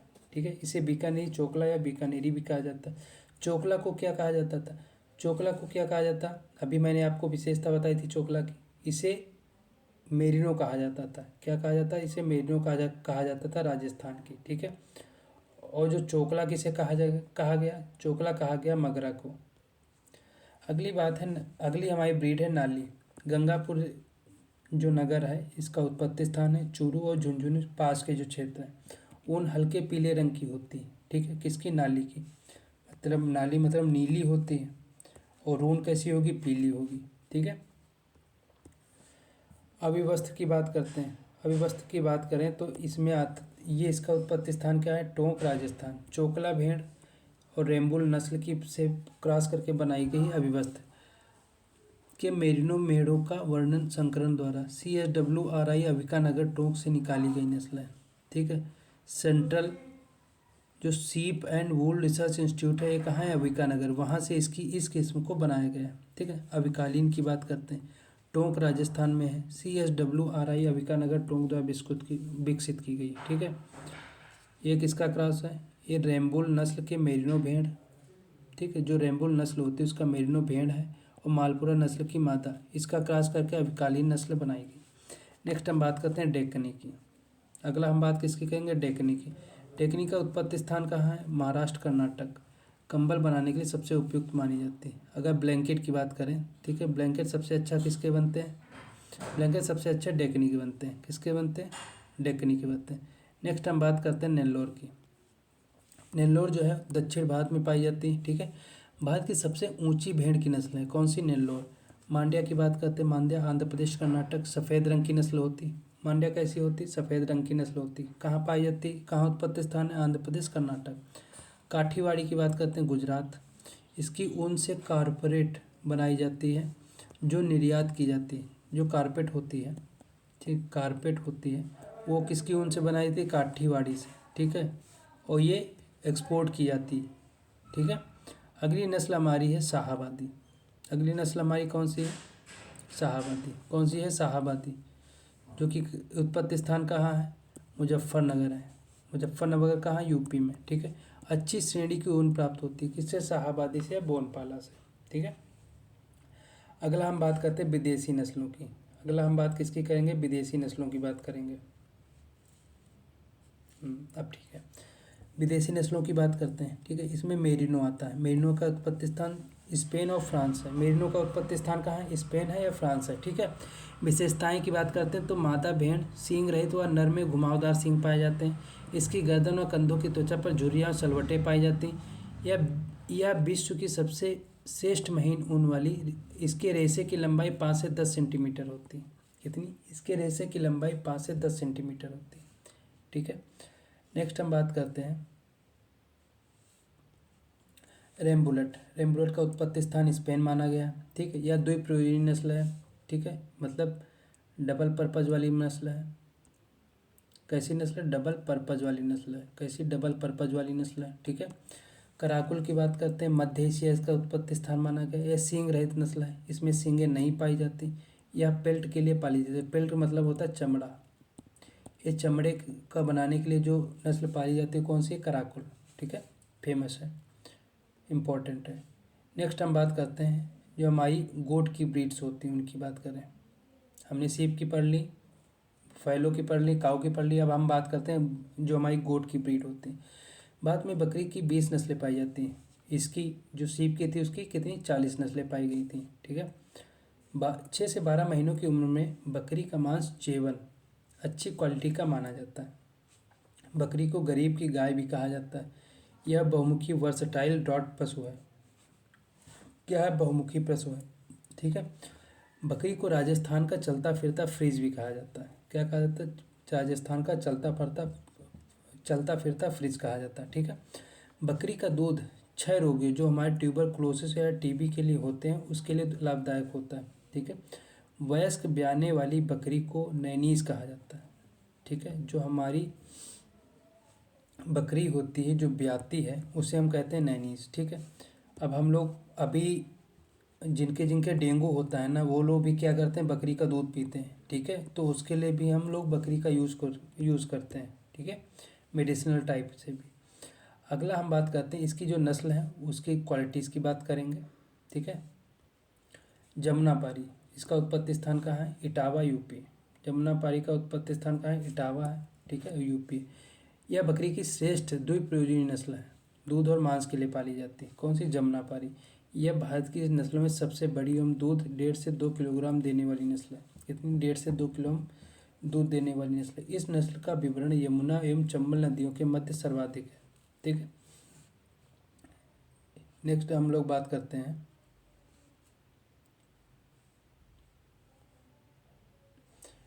इसके जो कान होते हैं घड़ी के पेंडुलम जैसे लटक रहे होते हैं, घुमावदार और कान व रोमन नोज होती है। बहुत इंपॉर्टेंट ये इसकी क्वालिटी है। रोमन नोज किसकी होती है? जमुनापारी की होती है। ठीक है, इसका जो दूध उत्पादन होता है 1.5 से 2 किलोग्राम होता है।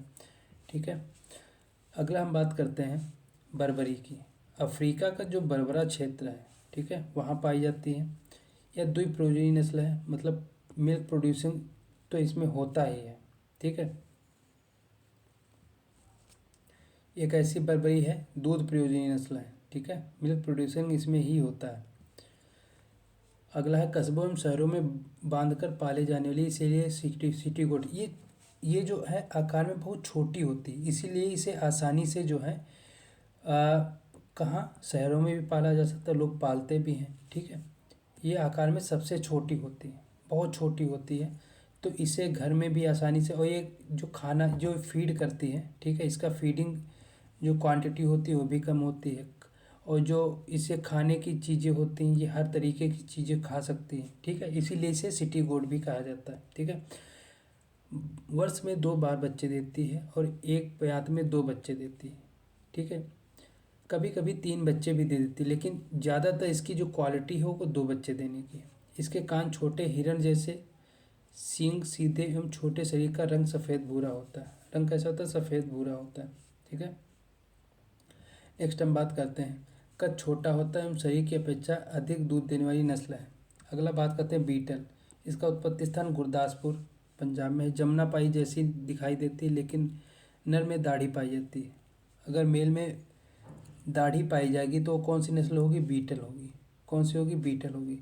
ठीक, और ये दूध देने के लिए पाली जाती है। सुरती की बात करते हैं। सुरती बड़ौदा गुजरात में पाली जाती है। यह लंबी दूरी तक चलने में असक्षम होने से इसे बांधकर स्टॉल फीडिंग दी जाती है।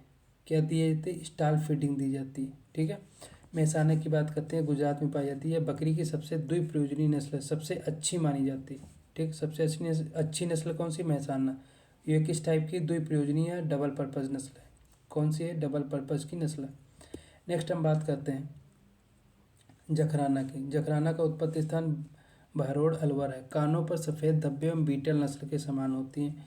इसकी खाल चमड़ा उद्योग के लिए सबसे अच्छी मानी जाती है। चमड़ा मतलब पेल्ट, पेल्ट जो प्रोडक्शन होता है, इंडस्ट्री होती है, उसके लिए सबसे अच्छी किसकी मानी जाती है? जखराना की। ठीक है, राजस्थानी नस्लों में सबसे अधिक दूध 2 से 3 किलोग्राम पर डे दूध देती है। कितना? 2 से 3 किलोग्राम पर डे दूध देती है। ठीक है, अगला हम बात करते हैं ब्लैक बंगाल की। ब्लैक बंगाल की बात करें तो इसका उत्पत्ति स्थान पश्चिम बंगाल है। मांस के लिए सबसे अच्छी नस्ल पाई जाती है। त्वचा मुलायम होने से जूतों के निर्माण में सहायक होता है इसका क्या? चमड़ा। ठीक है। इसकी जो स्किन होती है क्या होती है, सॉफ्ट होती है, जिससे कि आसानी से जूतों के निर्माण में चमड़ा का यूज़ किया जाता है। ठीक है। मारवाड़ी की बात करते हैं। ठीक है। मारवाड़ राजस्थान होता है। यह नस्ल बीमारियों से प्रतिरोधी होती है, रेसिस्टेंट होती है। कौन? मारवाड़ी। जोधपुर, बीकानेर, जैसलमेर में पाई जाती है। कम दूध देती है, 0.8 किलोग्राम पर डे देती है। ठीक है। और ऊन के लिए अधिक उपयोगी होती है। नेक्स्ट हम बात करते हैं झालावाड़ी। ये कहाँ पाई जाती है? गुजरात में, मांस के लिए पाली जाती है। मालाबारी केरला में पाई जाती है, मांस के लिए पाली जाती है तथा इसका चमड़ा ट्रेनिंग के लिए उद्योग में लेते हैं। ठीक है। सिरोही की बात करते हैं। सिरोही पालनपुर गुजरात में पाली जाती है। यह राजस्थानी नस्लों में सबसे कम दूध देती है। कौन सी? 0.5 किलोग्राम पर डे दूध देती है। कौन? सिरोही। चांगथांगी हिमालय क्षेत्र में लद्दाख, लाहौर, स्पीति में पाई जाती है। इंपॉर्टेंट नस्ल है। यह भारत में सर्वाधिक ऊंचाई पर पाई जाने वाली नस्ल है। कौन सी? चांगथांगी। इसे भारत का पश्मीना के नाम से भी जाना जाता है। भारत के पश्मीना के नाम से किसे जाना जाता है? चांगथांगी को जाना जाता है। ठीक है। इससे उच्चतम क्वालिटी की ऊन, ठीक है, जो हाई क्वालिटी ऊन होती है किससे मिलती है? चांगथांगी से मिलती है। ठीक है। जिससे कश्मीरी शॉल बनाए जाते हैं। गद्दी की बात करते हैं। हिमाचल व उत्तर प्रदेश में पाई जाती है। जो हमारा वूल होता है इसके लिए उपयोगी होती है। अधिक ढलान वाले क्षेत्रों में 10 किलोग्राम भार तक वजन ढो सकती है। कितना? 10 केजी तक ये वजन ढो सकती है। ठीक है। वहीं अगर हम बात करते हैं डेयरी बकरी की नस्लों की, तो इसमें सबसे अच्छी होती है अंगोरा। यह तुर्क, इसका जो उत्पत्ति स्थान है टर्की है।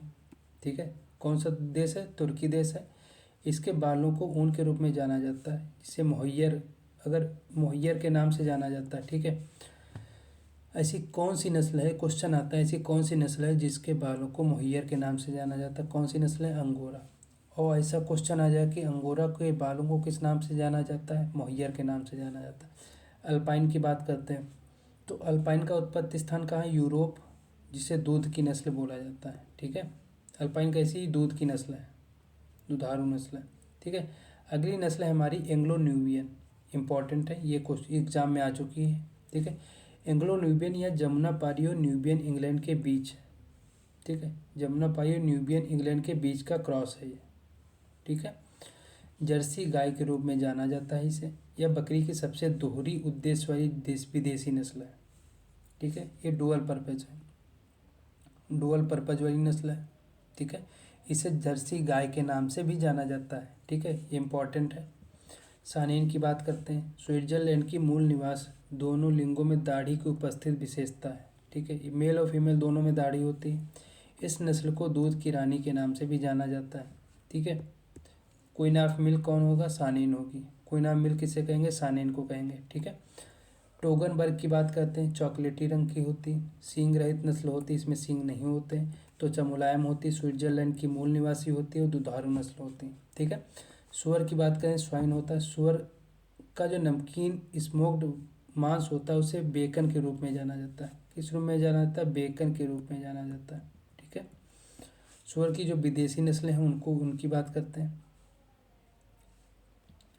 सुअर की जो विदेशी नस्ल है लिंड्रेक्स होगी, सफ़ेद रंग की होती, कहाँ पाई जाती? डेनमार्क में। ड्रेक्स मतलब डेनमार्क। ठीक है। ड्यूरोक की बात करते हैं, लाल रंग की होती है, अमेरिका में पाई जाती। यॉर्कशायर की बात करें, सफ़ेद रंग की होती है, यूके में पाई जाती, यूनाइटेड किंगडम में पाई जाती। चेस्ट सफ़ेद की बात करते हैं, ये सफ़ेद रंग की होती है और यूएसए की नस्ल है। किसकी? अमेरिका की नस्ल है। हीयरफोर्ड यूएसए की और सुअर की नई नस्ल है। मतलब अमेरिका की कौन कौन सी नस्ल है? ये हो गई कौन सी? ड्यूरोक हो गई। ठीक है। चेस्टर सफ़ेद हो गई और हीयरफोर्ड हो गई। चेस्टर वाइट, ड्यूरोक और हीयरफोर्ड तीनों यूएसए की नस्ल है। ठीक है। अगला हम बात करते हैं जो हमारे कैटल में कुछ रोग होते हैं उनके बारे में हम लोग बात करते हैं आगे। अगर रोगों की बात करें तो जो वायरल रोग होते हैं वो कौन कौन से होते हैं? स्वाइन फीवर होता है, एफएमडी होता है, एफएमडी मतलब फूट एंड माउथ डिजीज होता है, जो ब्लू टंग हो जाता है, कौन कौन सा होता है? ब्लू टंग हो जाता है, ल्यूकोसिस हो जाता है, मरेक हो जाता है, पॉक्स हो जाता है। ठीक है। प्लेग हो जाता है, न्यू कैसल डिजीज हो जाता है जिसे हम लोग क्या कहते हैं? रानी खेत कहते हैं। रिंडर पेस्ट हो जाता है जिसे कैटल प्लेग कहते हैं, या ब्रोंकाइटिस हो जाता है, या फिर ब्रोंकाइटिस हो जाता है। ठीक है। Swine fever, FMD, blue tongue हो जाता है, ल्यूकोसिस हो जाता है। ठीक है। ये इसे मार्क डिजीज कहते हैं। क्या कहते हैं? मार्क्स डिजीज कहते हैं। मार्क डिजीज कहते हैं। अगर फंजाई की बात करते हैं तो फंजाई से कौन कौन से रोग होते हैं, ब्रोंकाइमोसिस होता है, रिंगवर्म हो जाता है, ब्रूडर निमोनिया हो जाता है या अफ्लाटॉक्सियस हो जाता है। ब्रोंकाइसियस, ब्रूडर नियोमिया, अफ्लाटॉक्सियस या रिंगवर्म हो जाता है। ठीक है, नेक्स्ट हम बात करते हैं जो हमारे प्रोटोजोआ द्वारा होते हैं। प्रोटोजोआ की बात करते हैं जिसमें लास्ट में सिस लगा हो ना, वो सारे के सारे कौन से होंगे, प्रोटोजोआ के होंगे। सारे के सारे कैसे होंगे, प्रोटोजोआ के, जैसे कॉक्सीडियोसिस, एनाप्लामोसिस, थैलेसिएसिस, ट्राइपेनोसोमाइसिस। ठीक, ये सारे के सारे क्या हैं, ये प्रोटोजोआ वाले। नेक्स्ट हम बात करते हैं बैक्टीरियल रोग की।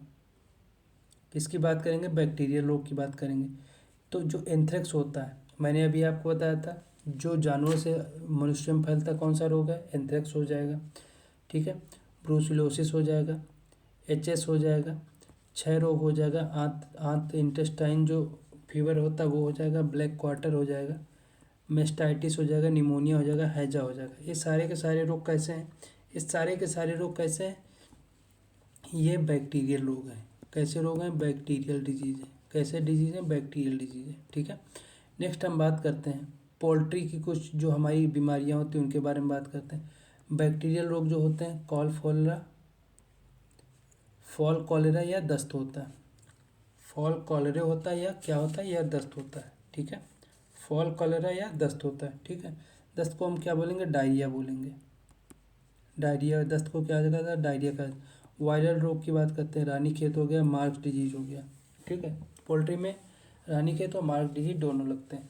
अगर प्रोटोजोआ की बात करते हैं तो इसमें कॉक्सीडियोसिस हो जाता है। क्या हो जाता है, कॉक्सीडियोसिस हो जाता है। ठीक है, पोषण संबंधी बीमारियों की बात करते हैं। ठीक है, जो न्यूट्रिशन की वजह से हो जाती है, जैसे विटामिन ए की कमी से पोषण संबंधी ड्रॉप हो जाता है। विटामिन ए की जो न्यूट्रिशनल ड्रॉप होता है किसकी कमी से होता है, विटामिन ए की कमी से। ठीक है, अगर विटामिन डी की बात करते हैं तो रिकेट्स हो जाता है। विटामिन बी2 की कमी से कौन सा होता है, पैर की उंगली का पक्षाघात हो जाता है। जो पैर की उंगली होती है उसका पक्षाघात, या इसे इंग्लिश में कर्ल्ड टो डिजीज बोलते हैं। क्या बोलते हैं, कर्ल्ड टो डिजीज होता है किसकी कमी से, विटामिन बी2 की कमी से। ठीक है, पोल्ट्री की कुछ महत्वपूर्ण बीमारियों का वर्णन है, उसे हम लोग देखेंगे क्योंकि ये डिस्क्रिप्शन में भी आ जाता है, अंदर से भी आ जाते हैं क्वेश्चन, तो उनको भी हम लोग देख लेते हैं। सबसे पहले हम बात करेंगे रानीखेत। सबसे इम्पॉर्टेंट वेराइटी कह रहे हैं, रोग है, सबसे इम्पॉर्टेंट रोग है किसका, पोल्ट्री का। यह वायरस द्वारा फैलती है। ये कौन सा वायरस होता है, पैराक्सीमोसो विषाणु होता है। कौन सा होता है, पैरामिक्सो विषाणु होता है। इसे न्यू कैंसले के नाम से भी जाना जाता है, या न्यू कैसले के नाम से भी जाना जाता है। ठीक है, यह रोग का कारण मुंह खोलकर हाँफते हुए सांस लेना, पंखों एवं पैरों में लकवा या लड़खड़ाना, श्वसन अंग को प्रभावित होना। रोकथाम की बात करते हैं, रानीखेत वैक्सीन लसोटा को लगाया जाता है। ठीक है, न्यूक्लियस डिजीज वैक्सीन लगाते हैं। यह वैक्सीन 1 सप्ताह में चूजों में लगाते हैं। इसमें 1 सप्ताह में चूजों में लगाते हैं। ठीक है, नेक्स्ट हमारा रोग है चेचक। कौन सा रोग है, चेचक या फाउल पॉक्स बोलते हैं। यह रोग बेरिलियो ओटा या एबीपॉक्स वायरस से होता है। यह रोग मुर्गियों के जीवन में केवल एक बार होता है। कितनी बार होता है, मुर्गियों के जीवन में केवल एक बार होता है। यह 8 से 12 सप्ताह तक उम्र वाली मुर्गियों में होता है। ये 3 प्रकार का होता है, सूखी, आर्द्र, कोराइजा चेचक होता है। मुख्य लक्षण क्या है, त्वचा, टांग, चेहरे, कलंगी एवं चोंच पर छोटे छोटे फफोले पड़ जाते हैं। ठीक है, रोकथाम की बात करते हैं, घाव पर सिल्वर नाइट्रेट का घोल लगाते हैं तथा फाउल पॉक्स वैक्सीन 6 से 8 सप्ताह तक उम्र में लगाते हैं। कितनी, अगर फाउल पॉक्स वैक्सीन की बात करते हैं तो 6 से 8 सप्ताह तक वाला जो उम्र वाले जो बच्चे होते हैं उनमें लगाते हैं। ठीक है, कौन सी है, सिल्वर नाइट्रेट। कौन सी, सिल्वर नाइट्रेट का यूज़ करते हैं। अगला हम बात करते हैं मार्क्स डिजीज़ की। किसकी बात करेंगे, मार्क्स डिजीज़ की बात करेंगे। ठीक है, ये भी वायरस के द्वारा होता है। रोकथाम के लिए 1 से 2 दिन की उम्र पर मॉरेक्स वैक्सीन का टीका लगाया जाता है। कितनी, 1 से 2 दिन की। अगला हम बात करते हैं कॉक्सीडियोसिस की। यह प्रोटोजोआ द्वारा फैलता है। वह कॉक्सीडियोसिस परजीवी कीट होता है। यह केवल 3 से 12 महीने तक के चूजों में होता है। इस रोग से दड़बे में अचानक चूजे मर जाते हैं। जहाँ पे चूजे रखे होते हैं अचानक से वहाँ जो है चूजे मरने लगते हैं। किसमें, कॉक्सीडियोसिस में। ठीक है, इस रोग से लक्षण पतले खूनी दस्त, जो डायरिया होता है वो से स्टार्ट हो जाता है, पंख नीचे लटक जाते हैं। रोकथाम की बात करें, मुर्गीशाला की अच्छी तरह सफाई करनी चाहिए। सल्फर ड्रग देते हैं। इसके लिए क्या देते हैं? सल्फर नामक ड्रग देते हैं। ठीक है। अगला हम बात करते हैं टिक फीवर की या चिनचिड़ी ज्वर की। यह प्रोटोजोआ से होता है तथा बेबेसिया स्पीसीज द्वारा फैलता है। किसके द्वारा फैलता है? बेबेसिया स्पीसीज के द्वारा फैलता है। ठीक है। अगला बात करते हैं बर्ड फ्लू की। यह एवियन इन्फ्लुएंजा H5 वायरस के कारण होती है। यह बीमारी मुर्गियों के आंतरिक अंगों को प्रभावित कर 48 घंटों में 100% तक मुर्गियों को मार देती है। कौन सी? Bird flu. किस कारण होता है? Influenza virus. कौन सी? H5 वायरस जो होता है। ठीक है। नेक्स्ट हम बात करते हैं मुर्गियों में ल्यूकोसिस। एक ऐसी बीमारी है जो अंडों के माध्यम से चूजों में फैलती है। कौन सी बीमारी? ल्यूकोसिस। इंपॉर्टेंट है। ल्यूकोसिस कैसी बीमारी है? जो अंडों के माध्यम से चूजों में फैल जाती है। ठीक है। जो पशुओं की प्रमुख बीमारियां हैं उनके बारे में हम लोग पढ़ेंगे। अगला हम बात करते हैं खुरपका मुंहपका की बीमारी। कौन सी? खुरपका मुंहपका जिसे हम क्या बोलते हैं? FMD बोलते हैं, फुट एंड माउथ डिजीज बोलते हैं। किसके कारण होता है? वायरस से होता है। OAC प्रभावित पशु प्राय जुगाली करने वाले पशु भी एवं सुअर प्रभावित होते हैं। लक्षण की बात करें, यह एक शीघ्र फैलने वाला संक्रामक रोग है। ठीक है। मुंह में लार बहना, जीभ, होंठ, तलवे एवं नाखूनों एवं खुरों के भीतर छाले पड़ जाते हैं। ठीक है। जिससे कि क्या होता है? अगर ये छाले पड़ जाते हैं जिससे कि क्या होता है? छाले पड़ जाते हैं जिससे कि पशु लंगड़ाता है तथा जमीन पर पैर पटकता है। ठीक है। अगर हम बात करते हैं तो इसके लिए FMD पॉलीवैलेंट वैक्सीन का प्रतिवर्ष टीका लगाना चाहिए। FMD के लिए पॉलीवैलेंट वैक्सीन जो है लगानी चाहिए। मुंह धोने के लिए 2% फिटकरी का घोल उपयुक्त होता है। अगर मुंह पे इसका असर हो रहा है तो मुंह के लिए 2% फिटकरी का यूज़ किया जाता है। ठीक है। प्रथम टीका 2 माह की उम्र में, दूसरा 6 माह की उम्र में, इसके बाद प्रतिवर्ष लगाते हैं। ठीक है। नेक्स्ट हम बात करते हैं अगला हमारा है पशु प्लेग। ठीक है। कौन सा है हमारा? पशु प्लेग है। कौन सा है हमारा? पशु प्लेग है। ठीक है। इसकी बात करते हैं छानने योग्य विषाणु वायरस के द्वारा होता है। जुगाली वाले पशुओं में ही होता है। ठीक है। और सुअर में भी होगा। इसमें क्या? तेज़ बुखार आता है, आंखें लाल हो जाती, नाक, आंख, मुंह से पानी बहना, पतला एवं बदबूदार दस्त होना प्रमुख लक्षण है। ठीक है।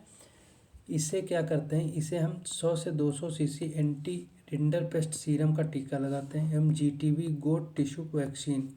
ठीक है, उसका उपयोग करते हैं। GTV मतलब गोट टिश्यू वैक्सीन का उपयोग करते हैं। जनवरी फरवरी माह में लगाते हैं या 3 वर्ष तक प्रतिरक्षा, मतलब जो कि 3 वर्ष तक हमारी से प्रतिरक्षा या एंटीबॉडी बनाता रहता है। ठीक है। नेक्स्ट हम बात करते हैं 2011 में राष्ट्रीय खाद्य एवं फूड एंड एग्रीकल्चर ऑर्गेनाइजेशन के द्वारा पशु प्लेग मुक्त देश घोषित किया गया। कौन? भारत। ठीक है। जो पशुओं में प्लेग होता था उससे मुक्त कर दिया गया। कब? 2011 में। नेक्स्ट हम बात करते हैं गलघोटू की।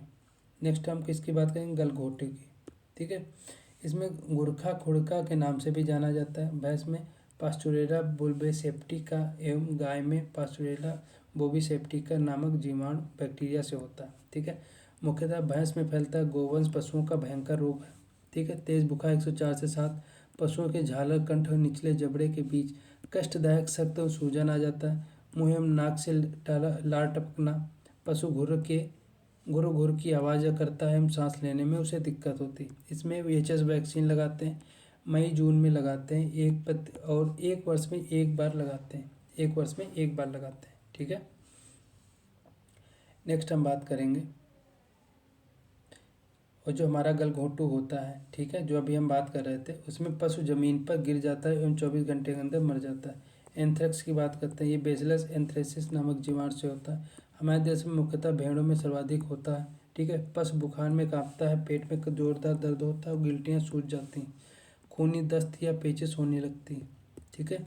और ये मनुष्यों में भी फैलने वाला, जो मनुष्य होते हैं, जो हम लोग हैं, हमारे लोगों में भी ये जानवरों से फैलता है। ठीक है। अगर बात करते हैं एंटी एंथ्रेक्स सीरम का इंजेक्शन लगाते हैं तथा रोग आशंकित क्षेत्रों में लाइव स्पेस एंथ्रेक्स वैक्सीन का टीका प्रतिवर्ष लगा देते हैं। ठीक है। प्रथम टीका 6 वर्ष में, दूसरा 8 महीने में। ठीक। पहला जो है 6 से 8 महीने की उम्र में लगाते हैं। यह टीका मुख्यतः जुलाई अगस्त में लगाते हैं। कब लगाते हैं? जुलाई अगस्त में लगाते हैं। नेक्स्ट हम बात करते हैं इसकी और क्वालिटी, उनको देख लेते हैं। यह रोग मुख्यतः गर्मियों में होता है, ठीक है। यह रोग फैक्ट्रियों में काम करने वाले लोगों को हो जाता है, इसलिए इसे पशुओं से मनुष्यों में फैलने वाला संक्रामक रोग भी कहते हैं। अन्य पशुओं को रोगी पशुओं से अलग रखना चाहिए। सावधानी क्या बरतनी चाहिए? जो इसमें पशु रोगी हो गया उसको और पशु से अलग रखेंगे, नहीं तो ये सभी के कर देता है, ठीक है। अगला हम बात करते हैं जहरबाद की, जिसे हम क्या बोलते हैं? ब्लैक क्वार्टर बोलते हैं। इसे लंगड़ी बुखार या चुरचुरिया रोग भी कहते हैं। यह कोलिस्ट्रीडियम सेविराई जीवाणु द्वारा फैलता है। गाय भैंस भेड़ बकरी में होता है, ठीक है। मुख्यतः वर्षा ऋतु में होता है, जो कि रोगी के पशु की पिछली टांगों पर सूजन आ जाती है, जिसे दबाने पर चिड़चिड़ाहट की आवाज़ आती है। इसमें चीरा लगाने वाले काले रंग का झागदार खून भी होता है, ठीक है। और सूजन को लालदार या टिंचर आयोडीन का अनुपात 1:1000 के घोल से धोते हैं, ठीक है। अगला हम बात करते हैं कब होता है? मई जून में होता है। ये कब होता है? ये होता है मई जून में। इसमें क्या होता है? इसमें पशु लंगड़ा कर चलने लगता है तथा 24 से 48 घंटे में पशु मर जाता है। कितने घंटे मर जाता है पशु? 24 से 48 घंटे में। अगला हम बात करते हैं थनैला रोग की। नाम से ही पता चला होगा इसके थन में होता होगा, ठीक है। थनैला रोग कहाँ होता है? इसके थनों में होता है। इसे गॉर्गेट या अयनशीत या थन की सूजन या स्तन रोग भी बोलते हैं। सेप्टोकोसी एलेगेक्टी नामक जीवाणु के द्वारा होता है। अधिक दूध देने वाली गाय या भैंस में होता है। पशु का अन्न सूखकर सदा के लिए बेकार हो जाता है, इसलिए आर्थिक दृष्टि से बहुत नुकसानदायक रोग होता है, ठीक है। यह रोग ग्वाले के गंदे हाथ से दूध निकालने एवं पशुशाला के ऐनों की स्वच्छता नहीं रखने के कारण होता है। मेस्टिवैग का टीका लगाते हैं। इसके लिए क्या करते हैं? इसके लिए मेस्टिवैग का टीका लगाते हैं। किसका टीका लगाते हैं? मेस्टिवैग का टीका लगाते हैं, ठीक है। अब 2 मिनट रुक जाओ थोड़ा, हम लोग क्या, हम ही पानी पी लेते हैं, ठीक है। आप लोग थक गए हो तो आप लोग पानी पी लीजिए, उसके बाद हम लोग यहीं से स्टार्ट करेंगे।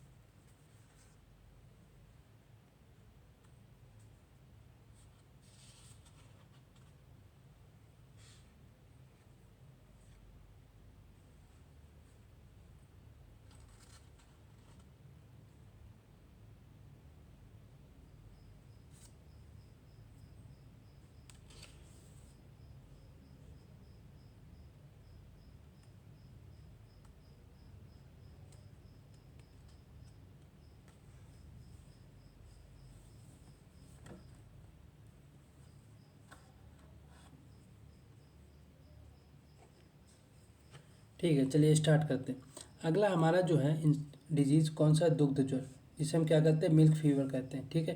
ये प्रसवकालीन ज्वर भी कहते हैं। ये प्रसवकालीन ज्वर क्यों कहते हैं? क्योंकि जब प्रसव हो रहा होता है, ठीक, उस टाइम ये रोग होता है, ठीक है, इसीलिए इसे प्रसवकालीन ज्वर भी कहते हैं।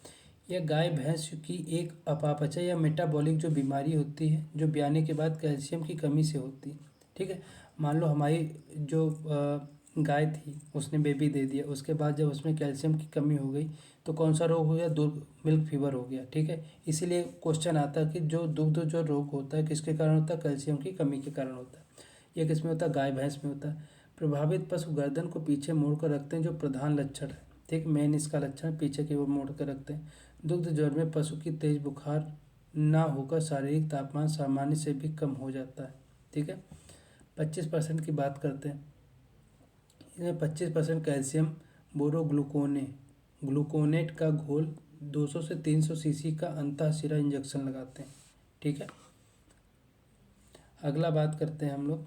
अगला हमारा रोग है टिक फीवर या चिंचिड़ी ज्वर, ठीक है। ये किसके द्वारा होता है? ये प्रोटोजोआ के द्वारा होता है। यह रक्त मूत्र रोग भी कहलाता है। बेबिसिया राइबोजीमा नामक परजीवी वाहक होता है। कौन सा होता है? बेबिसिया राइबोजीमा नामक इसमें परजीवी वाहक होता है, ठीक है। गाय एवं भैंस में होता है। रोग में प्रोटोजोआ लाल रक्त कणकों को तोड़कर खून को पतला कर देते हैं, ठीक है, जिससे रोगी पशु के मूत्र में खून आने लगता है। क्या होता है, रोगी पशु जो होता है उसका जो मूत्र होता है उसमें खून आने लगता है।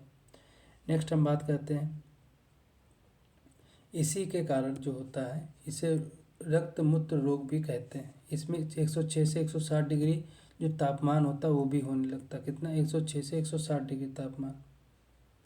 नेक्स्ट हम बात करते हैं लीवर फ्लूक की। किसकी बात करेंगे, लीवर फ्लूक की बात करते हैं। किसकी बात करते हैं, लीवर फ्लूक की बात करते हैं। ये सूत्रकृमि द्वारा होता है या फेजियोलिस द्वारा होता है, सूत्रकृमि फेजियोलिस द्वारा होता है, ठीक है। यह गाय भेड़ बकरी लीवर को प्रभावित करता है। इसे एनटीडी नेग्लेक्टेड ट्रॉपिकल डिजीज भी कहते हैं, ठीक है। सॉरी।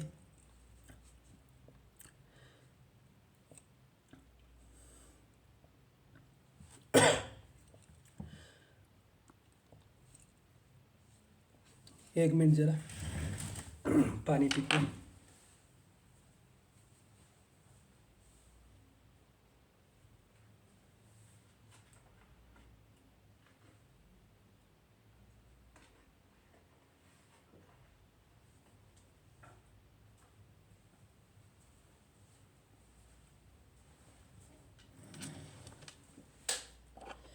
ठीक है, ये काफ़ी नुकसान पहुंचाता है।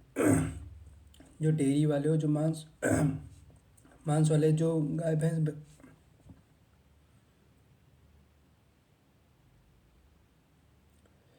अगला हमारा है ओस्टियोपोरोसिस। अचानक से पता नहीं क्या हो गया,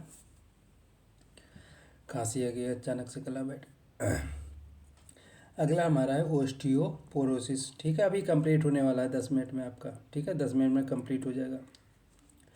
अगला है ओस्टियोपोरोसिस। ये किसके द्वारा होता है, कैल्शियम और फास्फोरस की कमी से होता है, ठीक है। ये छोटी उम्र के पशुओं में होता है, जैसे हीफर में होता है। हीफर किसे कहते थे, हीफर जो हमारा यंग फीमेल होती थी उसे क्या कहते थे, उसे हीफर कहते थे, ठीक है। ये उसमें होता है, कौन सा, ओस्टियोपोरोसिस होता है, ठीक है। इसमें क्या होता है, हड्डियाँ कमज़ोर हो जाती हैं। नेक्स्ट हमारा रोग कौन सा, खूनी पेचिस। क्या है हमारा रोग, खूनी पेचिस, या जिसे हम क्या बोलते हैं, खूनी पेचिस को हम लोग क्या बोलेंगे, अभी मैंने आपको बताया था, इसे कॉक्सीडियोसिस बोलते हैं। क्या बोलते हैं, कॉक्सीडियोसिस बोलते हैं। क्या बोलते हैं, कॉक्सीडियोसिस बोलते हैं। ये किसके द्वारा होता है, प्रोटोजोआ द्वारा होता है, ठीक है। गाय भैंस बकरी और सूअर में होता है। इसमें रक्त मिश्रित बदबूदार दस्त होना, ठीक है, इसके क्या होते हैं, लक्षण होते हैं, ठीक है। इसमें इसे क्या कहते हैं, इसे खूनी पेचिस कहते हैं। क्या कहते हैं, खूनी पेचिस कहते हैं। नेक्स्ट हम बात करते हैं अफरा की या ब्लॉट की।